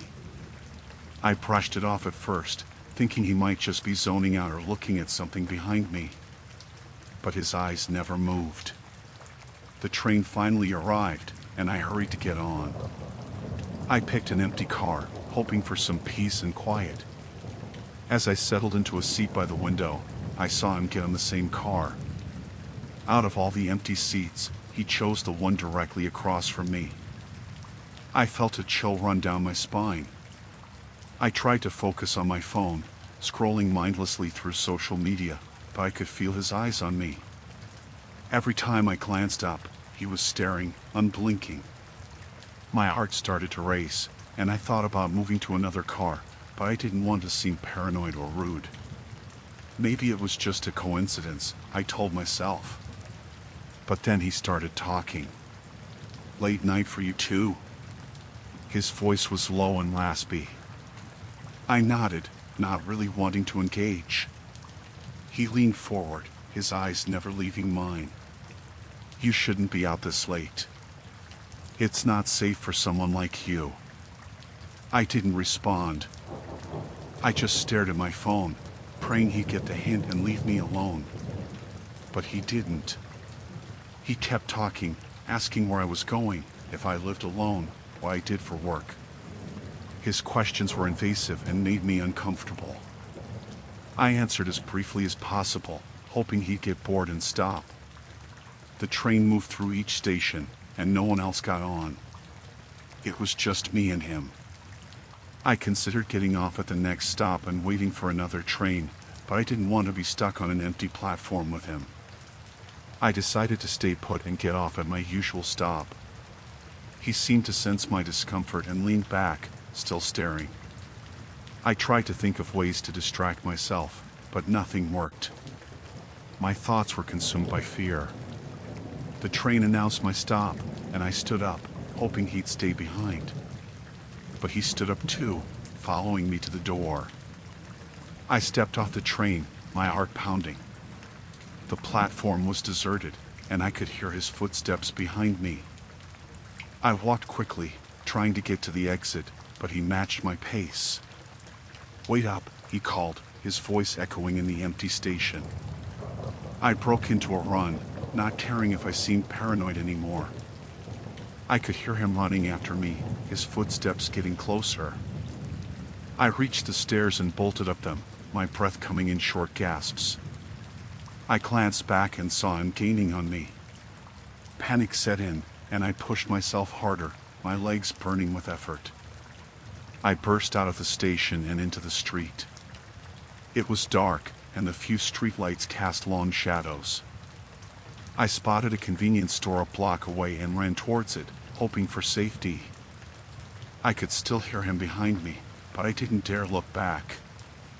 I reached the store and burst through the doors, startling the cashier. I ran to the back, hiding behind a shelf, trying to catch my breath.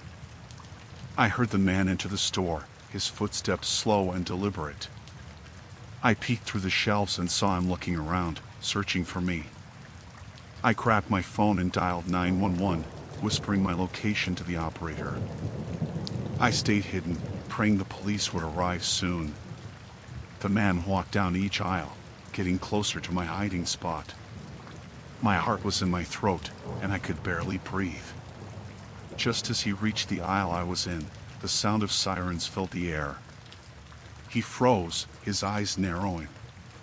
He turned and walked out of the store, disappearing into the night. I stayed hidden until the police arrived, too scared to move. They took my statement and escorted me home, promising to patrol the area. I couldn't shake the feeling of his eyes on me, even in the safety of my apartment. I double-checked the locks and closed the curtains, but sleep didn't come easy that night.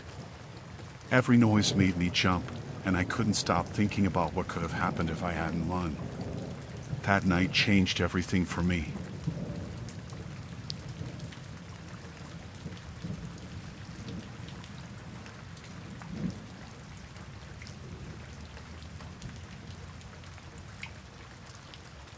I was home alone during summer break. My parents were on a trip, and I had the house to myself. It was late, and I was lying in bed, almost asleep. Suddenly, I heard glass shattering downstairs. My heart raced as I sat up, straining to listen. I thought it might be a dream, but then I heard footsteps. I got out of bed quietly and crept to my bedroom door. I opened it a crack and peeked out into the hallway. It was dark and silent, but I could hear the faint sounds of movement downstairs. I needed to get my phone to call the police, but I had left it in the living room. I cursed myself for being so careless. I tiptoed out of my room and headed for the stairs, careful to avoid the creaky spots on the floor. As I got closer to the stairs, I heard voices. 2 men were talking in hushed tones. They sounded like they were searching for something. I crouched down and peeked through the banister. I could see shadows moving in the living room. I needed to find a way to get to my phone without being seen. I decided to go through the kitchen, which had a door that led to the living room. I slowly made my way downstairs, my heart pounding in my chest. I reached the kitchen and paused, listening. The men were still in the living room, their voices low but urgent. I moved quietly, inching towards the kitchen door. I opened it slowly, hoping it wouldn't creak. I could see the living room now. One of the men was rummaging through drawers, while the other was looking at the shelves. My phone was on the coffee table, just a few feet away from them. I took a deep breath and crawled on the floor, staying as low as possible. I moved slowly, my eyes never leaving the burglars. I was almost at the coffee table when one of them turned around. I froze, my heart stopping. He looked right at me, but he didn't seem to see me. I stayed perfectly still, praying he wouldn't notice. After a moment, he turned back to his search. I reached the coffee table and grabbed my phone. I crawled back to the kitchen, my heart still racing. I made it to the kitchen and closed the door behind me as quietly as I could. I dialed 911, my hands shaking. I whispered to the operator, telling them about the burglars. They said they would send officers right away and told me to stay hidden. I found a spot behind the kitchen counter where I could watch the living room door. I waited, my phone clutched in my hand. The burglars were still searching, oblivious to my presence. Minutes felt like hours as I waited for the police to arrive. I heard one of the burglars say they needed to hurry up. They sounded frustrated, like they weren't finding what they were looking for. Finally, I heard sirens in the distance. The burglars heard them too and panicked. They grabbed a few things and ran towards the back door. I stayed hidden, not daring to move. I heard the back door slam and the sound of footsteps running away. The sirens grew louder, and soon I saw flashing lights outside. The police had arrived. I stayed behind the counter until I heard the police calling out, announcing their presence. I stood up and walked to the front door, my legs shaky. I opened the door and saw 2 officers standing there. They asked if I was okay, and I nodded, feeling a rush of relief.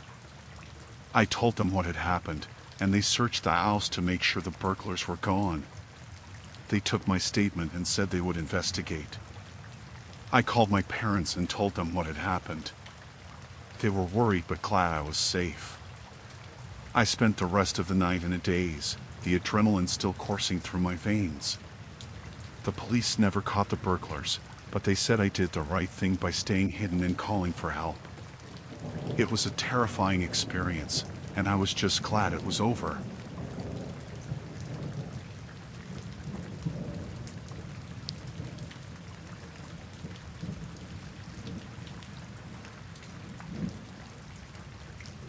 The forest was quiet, and I enjoyed the solitude. After a few hours, I realized I had lost the trail. My phone had no signal, and I began to worry. I tried retracing my steps, but everything looked the same. As the sun began to set, I spotted a cabin hidden among the trees.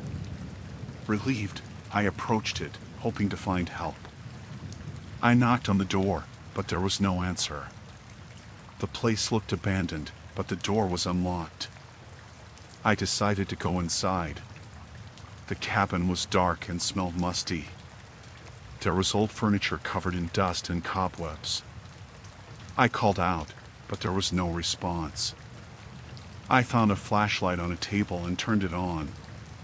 The beam of light revealed more of the cabin, and I noticed strange things.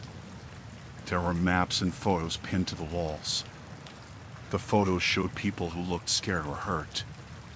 My stomach churned. I went into another room and found a table with tools that looked like they were used for torture. My heart raced, and I felt sick. I knew I had to leave, but I heard footsteps outside. Panic set in. I turned off the flashlight and hid behind a large cabinet. The door creaked open, and I heard voices. 2 men entered, talking in low, angry tones. They mentioned someone escaping and needing to find them. I stayed as still as I could, trying to control my breathing. The men moved around the cabin, and I could hear them getting closer. One of them stopped near the cabinet. I held my breath, praying he wouldn't find me. After a tense moment, they moved on. They discussed plans to search the forest in the morning. My mind raced, trying to figure out how to escape. When they went into another room, I quietly moved to the door. I peeked out and saw them busy with something, giving me a chance to slip out. I made my way back into the forest, moving as quickly and quietly as I could. The darkness made it hard to see, and I stumbled several times. I kept going, fearing they would discover I was gone and come after me. The forest seemed endless. I heard rustling behind me and froze. The men were looking for me with flashlights. I ducked behind a tree, hoping they wouldn't see me. They passed by, their lights cutting through the darkness. I waited until they were far enough away before moving again. Hours passed, and I felt exhausted. My legs were sore, and my throat was dry. I didn't know if I was going in the right direction, but I kept moving. The sky began to lighten as dawn approached, giving me a bit more visibility. I found a stream and drank some water, trying to gather my strength. I heard voices again and knew the men were still searching. I followed the stream, hoping it would lead me to safety. The sound of water helped mask my footsteps. Eventually, I saw it clearing up ahead. My heart lifted with hope. As I got closer, I saw a road. Relief washed over me. I climbed up to the road and looked around. There was no sign of the men. I started walking, hoping to find help soon. After what felt like hours, I saw a car approaching. I waved frantically, and it stopped. The driver looked concerned and asked if I was okay. I told him everything in a rush, and he offered to take me to the nearest town. I gratefully accepted. We arrived at the town, and I went straight to the police. I told them about the cabin and the men. They took my statement and said they would investigate. I felt a mix of relief and fear, hoping the men would be caught.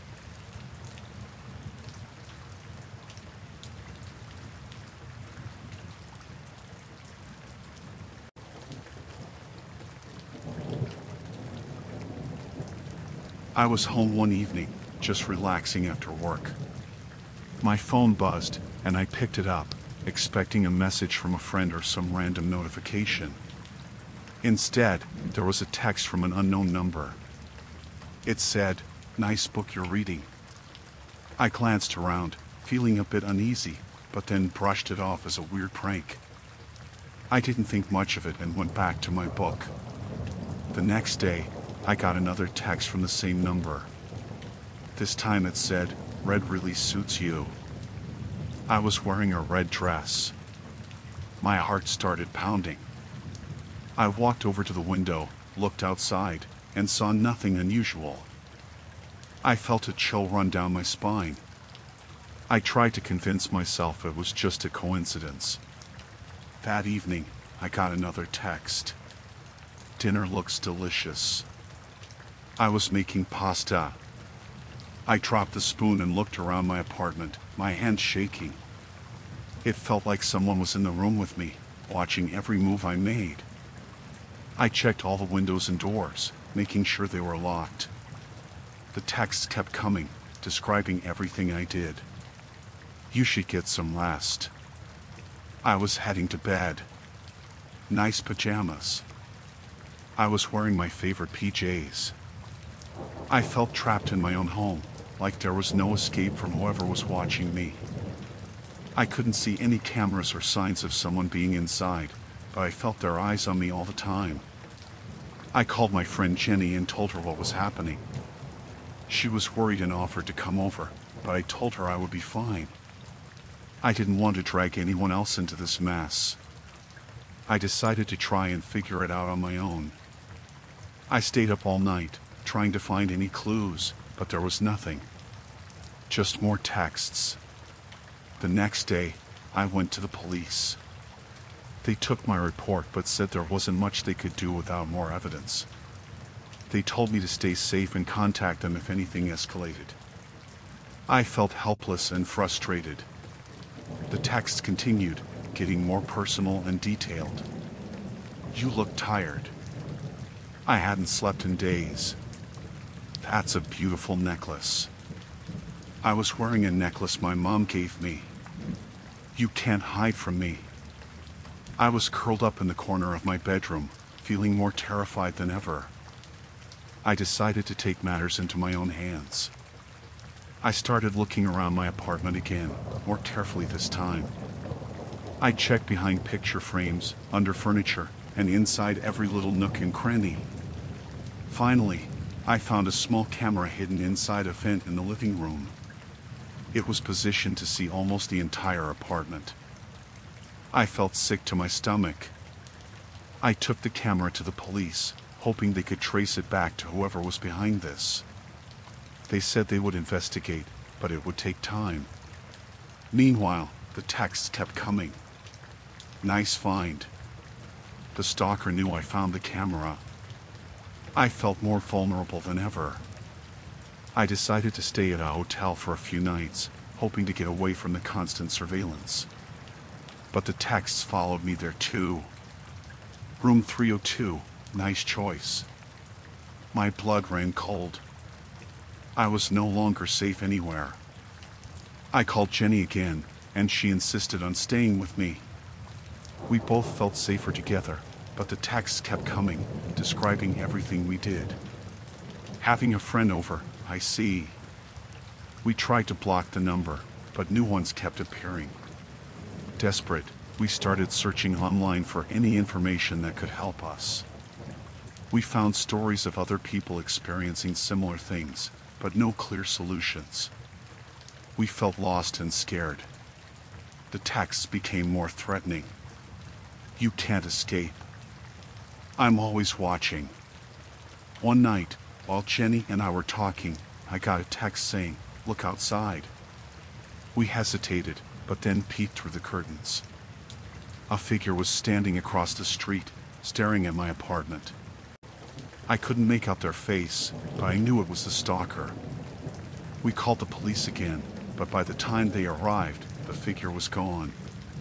Feeling completely trapped, we decided to stay with Jenny's brother, who lived out of town. We hoped the distance would help.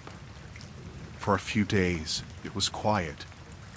No texts, no signs of being watched. I started to relax, thinking it might finally be over. Then, one evening, a text came through. Nice place. The stalker had found us again.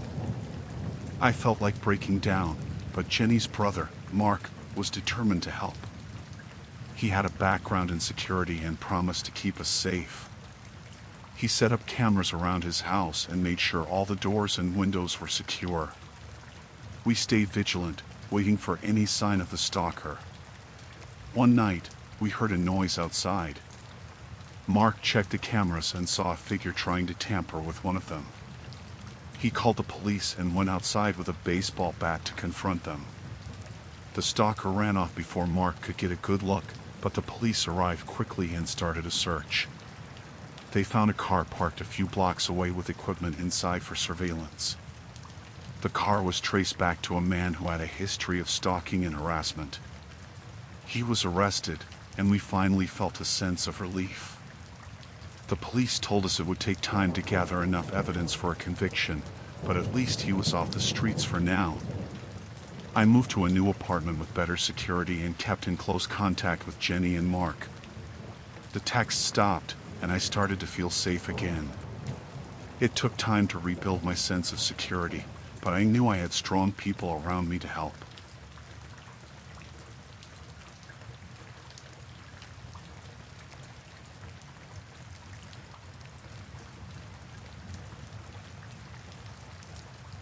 It was late, and the rain was coming down hard, turning the roads into slick, black mirrors.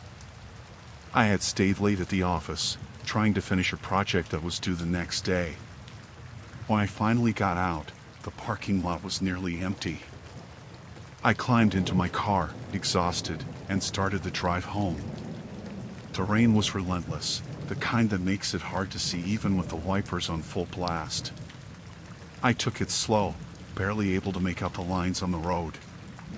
As I drove through the quiet streets, I noticed a pair of headlights in my rearview mirror. At first, I didn't think much of it. Just another car up late like me, I figured. But then, the car got closer. Much closer.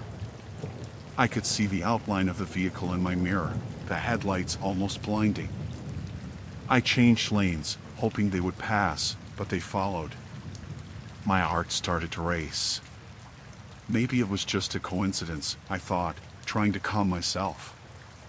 I took a right turn onto a side street, thinking they would keep going straight. They didn't. They turned with me. My grip tightened on the steering wheel. I tried to shake them off, making a series of random turns, but they matched each one. The car got even closer, almost bumper to bumper. The driver flashed their eye beams, making it impossible to see. Panic set in. I sped up, my tires skidding on the wet pavement. They did the same, their car swerving dangerously close to mine. I needed to find a safe place to pull over and call for help. I scanned the streets for any sign of life, but it was late, and the rain had driven everyone inside. The streets were deserted. I thought about pulling into a gas station, but there weren't any around. My mind raced through options, trying to come up with a plan. I saw a sign for the highway up ahead and decided to take it. Maybe I could lose them with the higher speed and more traffic. I floored it, the engine roaring as I merged onto the highway. The other car stayed right behind me, now swerving side to side, trying to push me off the road. My hands were shaking, and I struggled to keep control of the car. The rain was so heavy, it was like driving through a waterfall. I prayed for a police car, any sign of help. Nothing. The highway was as empty as the streets had been. The car behind me rammed into my bumper, sending a jolt through my body. I fought to keep the car steady. Another hit. I could hear the crunch of metal. I had to do something. I couldn't keep going like this. Up ahead, I saw an exit sign. It led to a more populated area. I decided to take it, hoping the streetlights and buildings would provide some safety. I took the exit at high speed, the tires screeching as I turned. The other car followed, still trying to ram me off the road. I sped through the streets, looking for any place that was open. I saw a 24-hour diner up ahead, its neon sign flickering in the rain. I aimed for it, praying the other car wouldn't follow me inside. I pulled into the parking lot, my tires sliding on the wet pavement. I jumped out of the car and ran for the door. The diner was nearly empty, just a couple of people inside. The waitress looked up, startled, as I burst through the door, drenched and panting. "Call the police," I shouted, my voice cracking with fear. "Someone's trying to kill me." She grabbed the phone, her eyes wide with shock. I turned to look outside. The car had stopped at the entrance to the parking lot. The driver sat there, engine running, headlights glaring into the diner.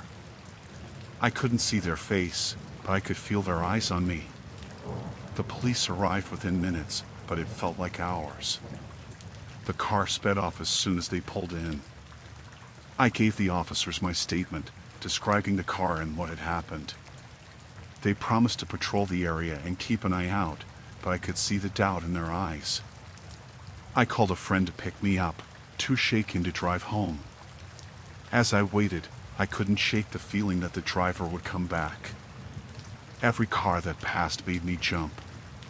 When my friend arrived, I felt a wave of relief but knew I wouldn't feel safe for a long time. The police never found the car or the driver. I changed my routes, always looking over my shoulder, always on edge.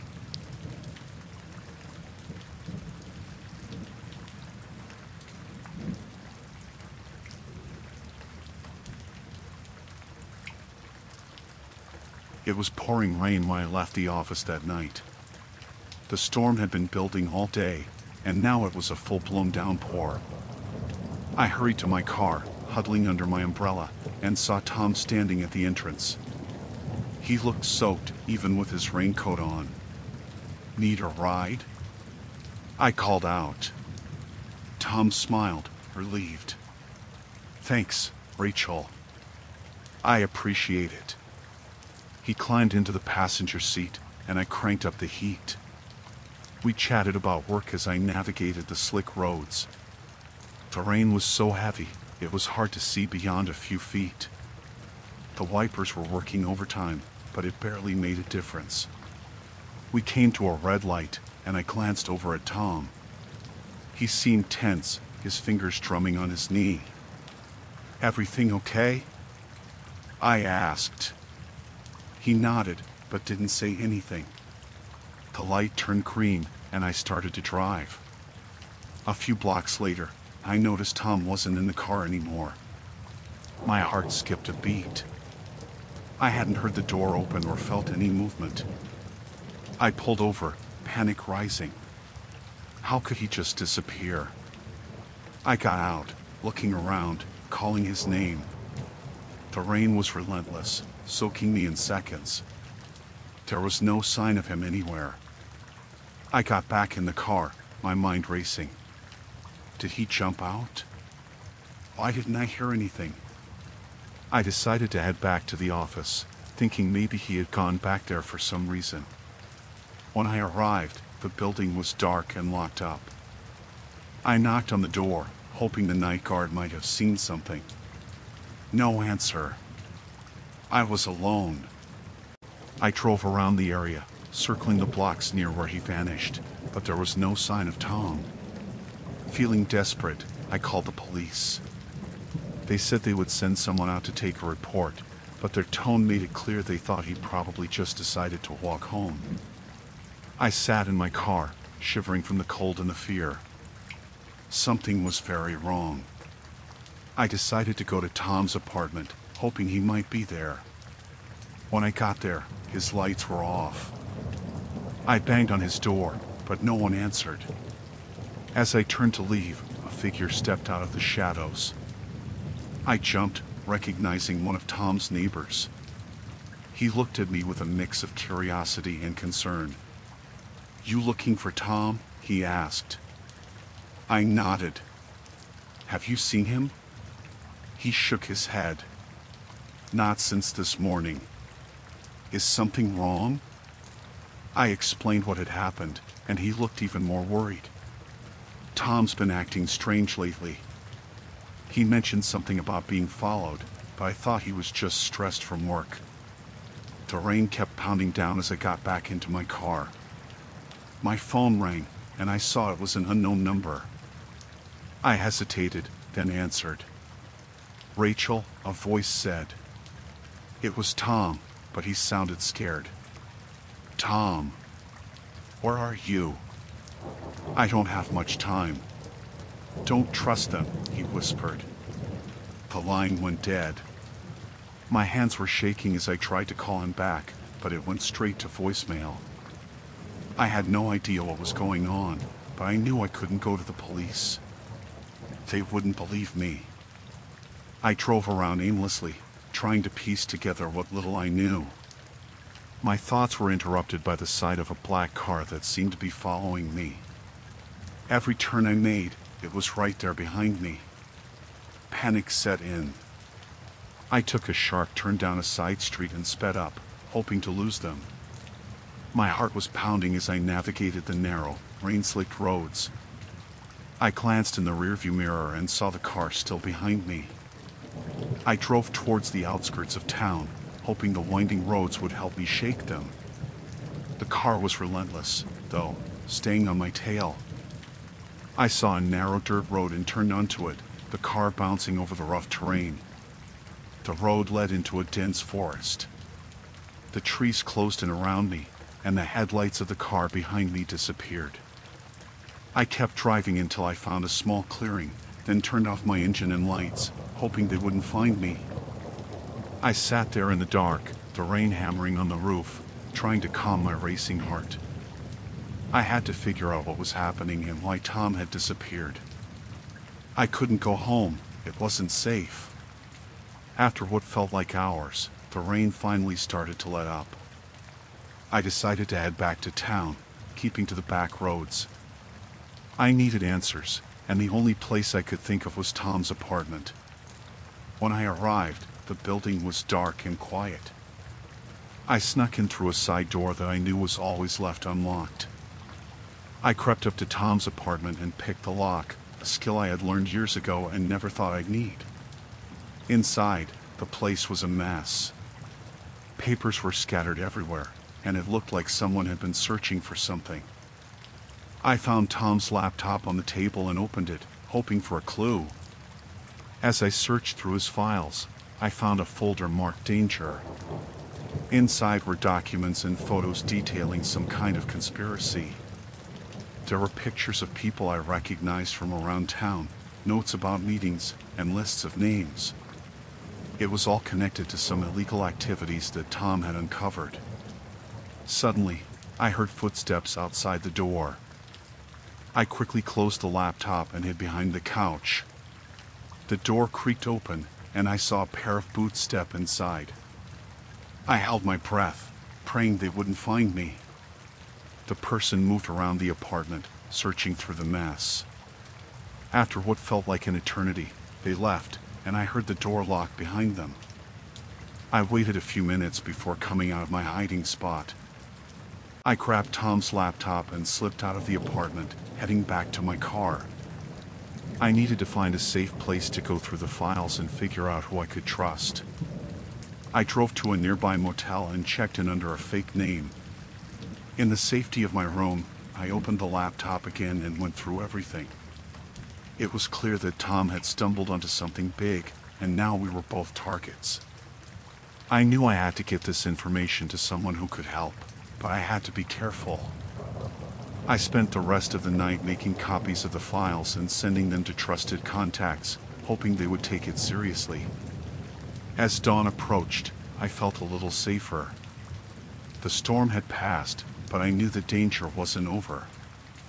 I had to stay hidden until I could be sure the information was out and Tom was safe. The next few days were a blur of paranoia and fear. I moved from place to place, never staying in one spot for too long. I heard from one of my contacts that the information had been leaked to the press, and the authorities were investigating. Finally, I got a call from Tom. He was safe, hiding out in a different city. He thanked me for helping him, and we agreed to lay low until things blew over. It took months for the dust to settle, but eventually, the people behind the conspiracy were arrested, and things started to go back to normal. I never saw Tom again, but we kept in touch through encrypted messages. That rainy night changed everything. I learned to be more cautious, to trust my instincts, and to always be aware of my surroundings.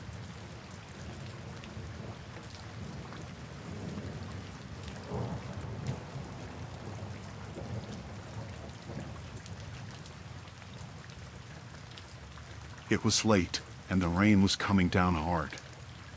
I could barely see the road through my windshield. My gas gauge was almost on empty, so I pulled into the first gas station I saw. It was nearly deserted, just one other car parked under the awning. The station looked old and run down, but it was my only option. I got out of my car and ran to the door, trying to avoid getting too wet. The inside was dimly lit, and the smell of old coffee hung in the air. The attendant was an older man, maybe in his late 50s, with a friendly smile that didn't quite reach his eyes. He greeted me as I came in. "Rough night, huh?" he said, his voice gravelly. "Yeah, just need some gas," I replied, trying to be polite but not really wanting to engage in conversation. "Sure thing. Pumps on. Pay when you're done." I nodded and headed back out to fill up my car. The rain was relentless, soaking me in seconds. I hurried back inside once the tank was full. I handed the man a 20 and waited for my change. As he fiddled with the cash register, I glanced around. The place was cluttered with old magazines, dusty shelves, and a faint hum of fluorescent lights. It gave me an uneasy feeling. Then, I heard the sound of a lock clicking. I looked over and saw the attendant turning the key in the front door. My stomach dropped. "What are you doing?" I asked, trying to keep my voice steady.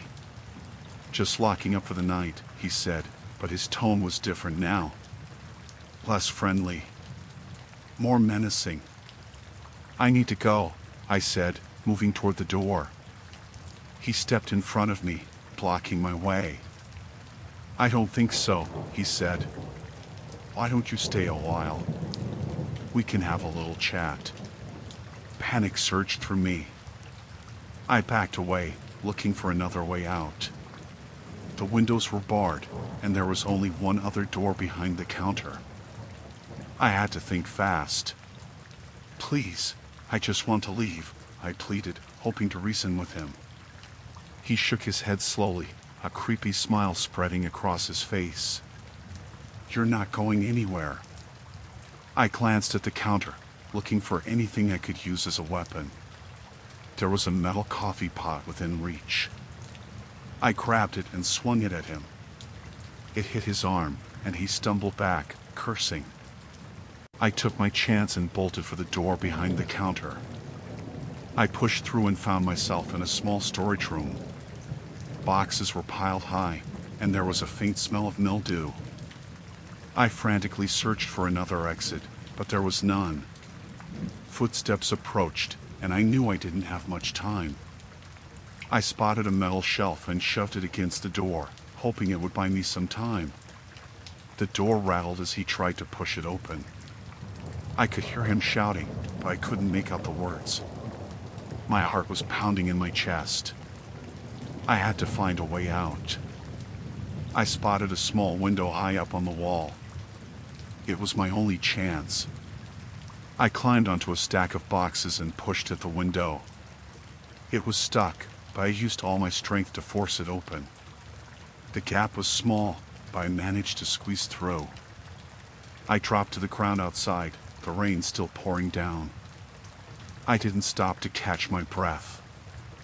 I ran to my car, fumbling with my keys. My hands were shaking so badly I could barely get the key in the lock. I finally got the door open and jumped inside, locking the doors behind me. I started the car and peeled out of the gas station, my tires skidding on the wet pavement. In the rearview mirror, I saw the attendant standing in the doorway, watching me with that same eerie smile. I didn't stop driving until I reached a busy highway. My heart was still racing, and I felt like I might be sick. I pulled over at a well-lit rest stop and called the police. I told them everything, but I didn't know if they would find him. I just wanted to get as far away from that place as possible. The rest of the drive was a blur. I kept checking my mirrors, half expecting to see that old sedan following me. When I finally got home, I locked every door and window and sat in the dark, trying to calm down. I don't know what that man's plans were, and I don't want to find out. All I know is that I'll never stop at a deserted gas station again.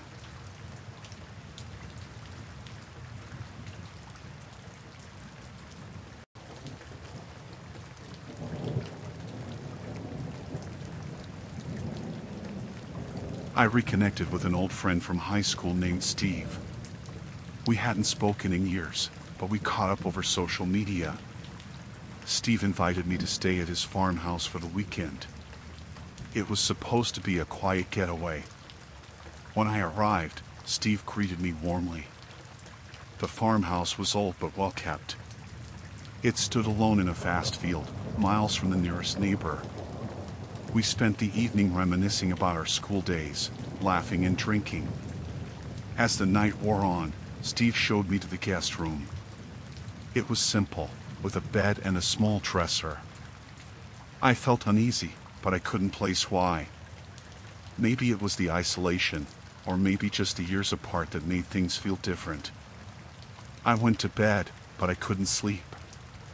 The house was too quiet, and every little creak made me jump.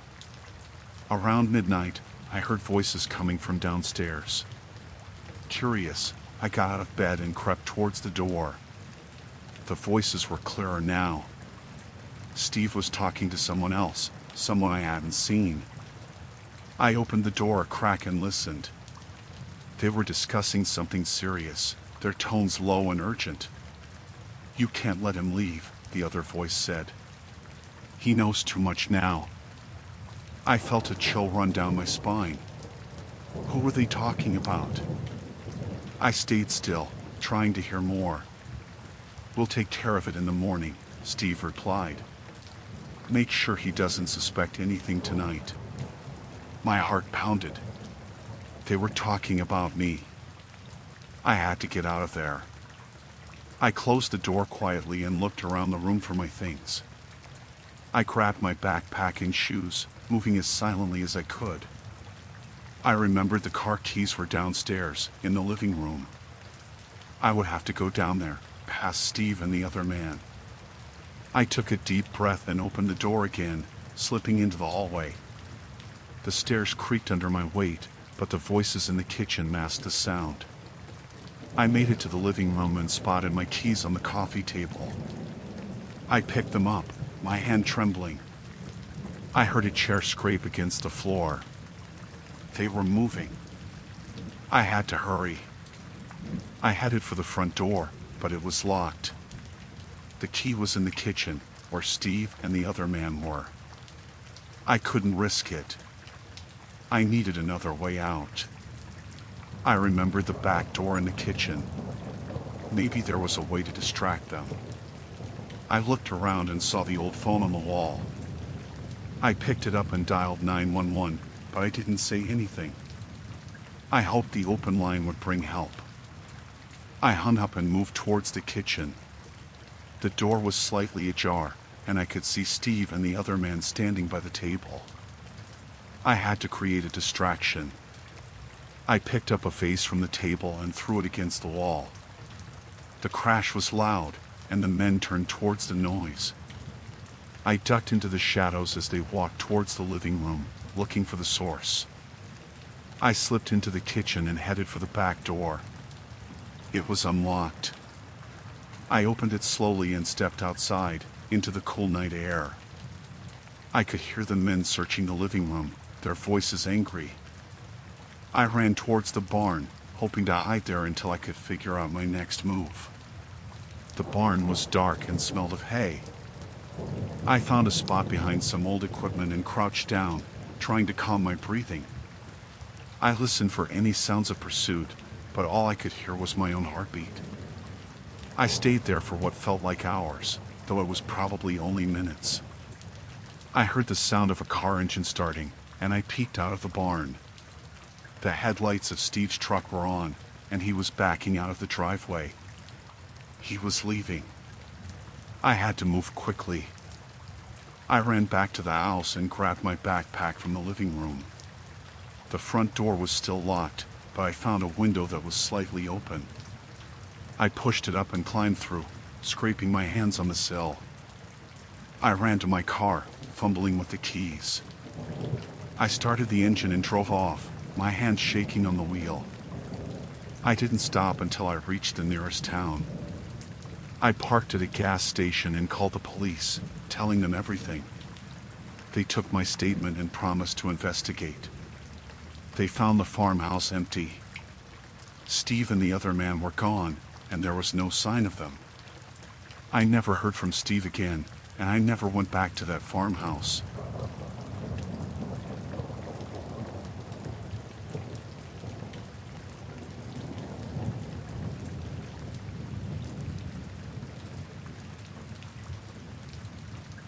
I noticed a man early in the morning, dressed in a utility worker uniform, inspecting the houses on my street. He wore a hard hat and had a tool belt slung around his waist. He seemed to be checking the meters or something. I didn't think much of it at first. Utility workers come by often enough. It wasn't until he lingered in front of my house longer than usual that I got suspicious. He kept glancing around nervously, which put me on edge. I decided to watch him for a bit from my window, just to be sure everything was all right. He moved to my front door and took out a small device, pretending to skin something. I felt a pit in my stomach. I knew something wasn't right. I kept watching, my heart pounding. He then walked around to the side of my house, out of my line of sight. I quickly moved to another window to keep an eye on him. That's when I saw him trying to open one of the windows. He was no utility worker. This was a burglar, plain and simple. I took a deep breath, trying to calm my nerves. My police training kicked in. I knew I had to act fast. I grabbed my phone and called the police, whispering the situation to the dispatcher. I didn't want to alert the burglar that I was onto him. I then went to my closet and pulled out my old service weapon. I hadn't used it in years, but I kept it clean and ready, just in case. I crept down the stairs, trying to be as quiet as possible. I could hear the man now, jiggling the window lock, muttering to himself. I positioned myself near the back door, my gun in hand. I knew I had to confront him, but I didn't want to shoot unless I absolutely had to. The window finally gave way, and I heard him climbing inside. I took a deep breath and stepped into the hallway, my gun aimed at him. "Stop right there," I shouted. The man froze, his eyes wide with shock. He didn't expect anyone to be home, let alone armed. "Get down on the ground, hands behind your head," I ordered. He hesitated for a moment, then slowly lowered himself to the floor. I kept my gun trained on him, my heart racing. I didn't know if he was armed, but I couldn't take any chances. I moved closer, still keeping my distance. "Why are you breaking into my house?" I demanded. He didn't answer, just stared at me with a mix of fear and anger. I could hear sirens in the distance, getting closer. Relief washed over me. The police arrived within minutes, bursting through the front door. I kept my gun pointed at the man until the officers took over, cuffing him and hauling him to his feet. I finally lowered my weapon, my hands shaking. One of the officers, a young woman, came over to me. "Are you all right, sir?" she asked. I nodded, still trying to catch my breath. "I'm fine, just a bit shaken up," I replied. She took my statement while her colleagues searched the man and the rest of the house. They found burglary tools in his pockets and a knife. I shuddered at the thought of what could have happened if I hadn't been prepared. The officers led the man out to their patrol car, and I watched from the doorway, still in disbelief. After they left, I locked all the doors and windows, double-checking everything. I sat down in the living room, trying to calm myself. It was over, but I couldn't shake the feeling of unease. Someone had tried to invade my home, my sanctuary. I called my wife, who was out of town visiting family. I told her what happened, trying to sound calm, but I could hear the fear in my voice. She was shocked and worried, but I assured her I was okay. That night, I couldn't sleep. Every noise made me jump, every creak of the house set my heart racing. I kept my gun close, just in case. The image of the man's face, his wide eyes staring at me, was burned into my mind. In the days that followed, I installed a security system, complete with cameras and alarms.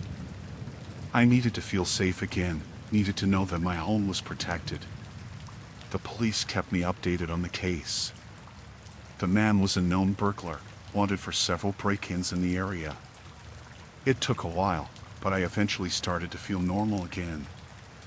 I went back to my routine, though I was always more cautious, always more aware of my surroundings. The experience had changed me, made me realize how vulnerable we all are. I was grateful for my training, for the skills that allowed me to protect my home. But more than that, I was grateful that it ended without anyone getting hurt. It was a terrifying reminder of how quickly things can go wrong, but also of the strength we find in ourselves when we need it most.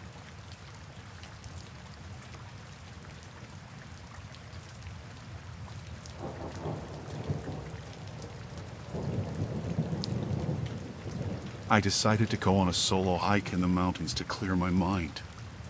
The trail was supposed to be easy, and I needed the peace and quiet. I started early in the morning, enjoying the crisp air and the sound of birds. After about an hour, I noticed another hiker coming up behind me. He seemed friendly enough, waving as he caught up to me. "Mind if I join you?" he asked, smiling. He had a backpack and looked like he knew what he was doing. I didn't think much of it and agreed. We started chatting as we walked, talking about the trail and the weather. His name was Tom. At first, everything was normal. Tom seemed nice, but then he started asking questions that made me uncomfortable. He wanted to know why I was hiking alone, where I lived, and if anyone knew where I was. I tried to brush off his questions with vague answers, but he kept pressing. We walked for a while longer, and his behavior became more erratic. He would stop suddenly, looking around as if he heard something, then start walking again without saying anything. It was unsettling. I began to feel uneasy and thought about how I could lose him without getting lost myself. I decided to slow down, pretending to tie my shoelaces, hoping he would keep going ahead. But he stopped too, waiting for me. My heart started to race. I needed to get away from him, but I didn't want to draw attention to my fear. After a while, I saw a side trail that wasn't marked on my map. I told Tom I needed to take a break and suggested he go on without me. He insisted on waiting, but I lied and said I felt sick and might turn back. He seemed annoyed but eventually walked ahead. As soon as he was out of sight, I took the side trail, hoping it would loop back to the main one. I walked quickly, trying to put as much distance between us as possible. The trail was narrow and overgrown, but I kept going. After about 10 minutes, I heard footsteps behind me. My heart pounded in my chest. I didn't dare look back, but I knew it was him. I picked up my pace, almost running now. The trail twisted and turned, and I hoped I was losing him. I came to a small clearing and hid behind a large tree, trying to catch my breath. I listened intently, but the forest was silent. I waited for what felt like an eternity, then cautiously stepped back onto the trail. Suddenly, Tom appeared in front of me, blocking my path. His face was twisted in anger. "Why did you run?" he demanded. I stammered, trying to come up with an excuse, but he cut me off. "You shouldn't have done that," he said, stepping closer. I panicked and ran in the opposite direction, not caring where the trail led. I could hear him chasing me, his footsteps getting closer. I spotted a fallen tree and scrambled over it, hoping it would slow him down. I stumbled upon another hiker, a woman with a large dog. I rushed her, gasping for breath, and told her what was happening. She immediately called her dog to her side and shouted for Tom to back off. Tom stopped, glaring at us, then slowly backed away and disappeared into the trees. The woman introduced herself as Lisa and offered to walk with me back to the main trail. Her dog stayed close, and I felt a bit safer. We made our way back, and I kept looking over my shoulder, expecting Tom to reappear. When we finally reached the main trail, Lisa suggested we head to the ranger station together. I agreed, still shaken. We reported what happened, and the rangers promised to look for Tom. They told me I did the right thing by finding someone else and getting help.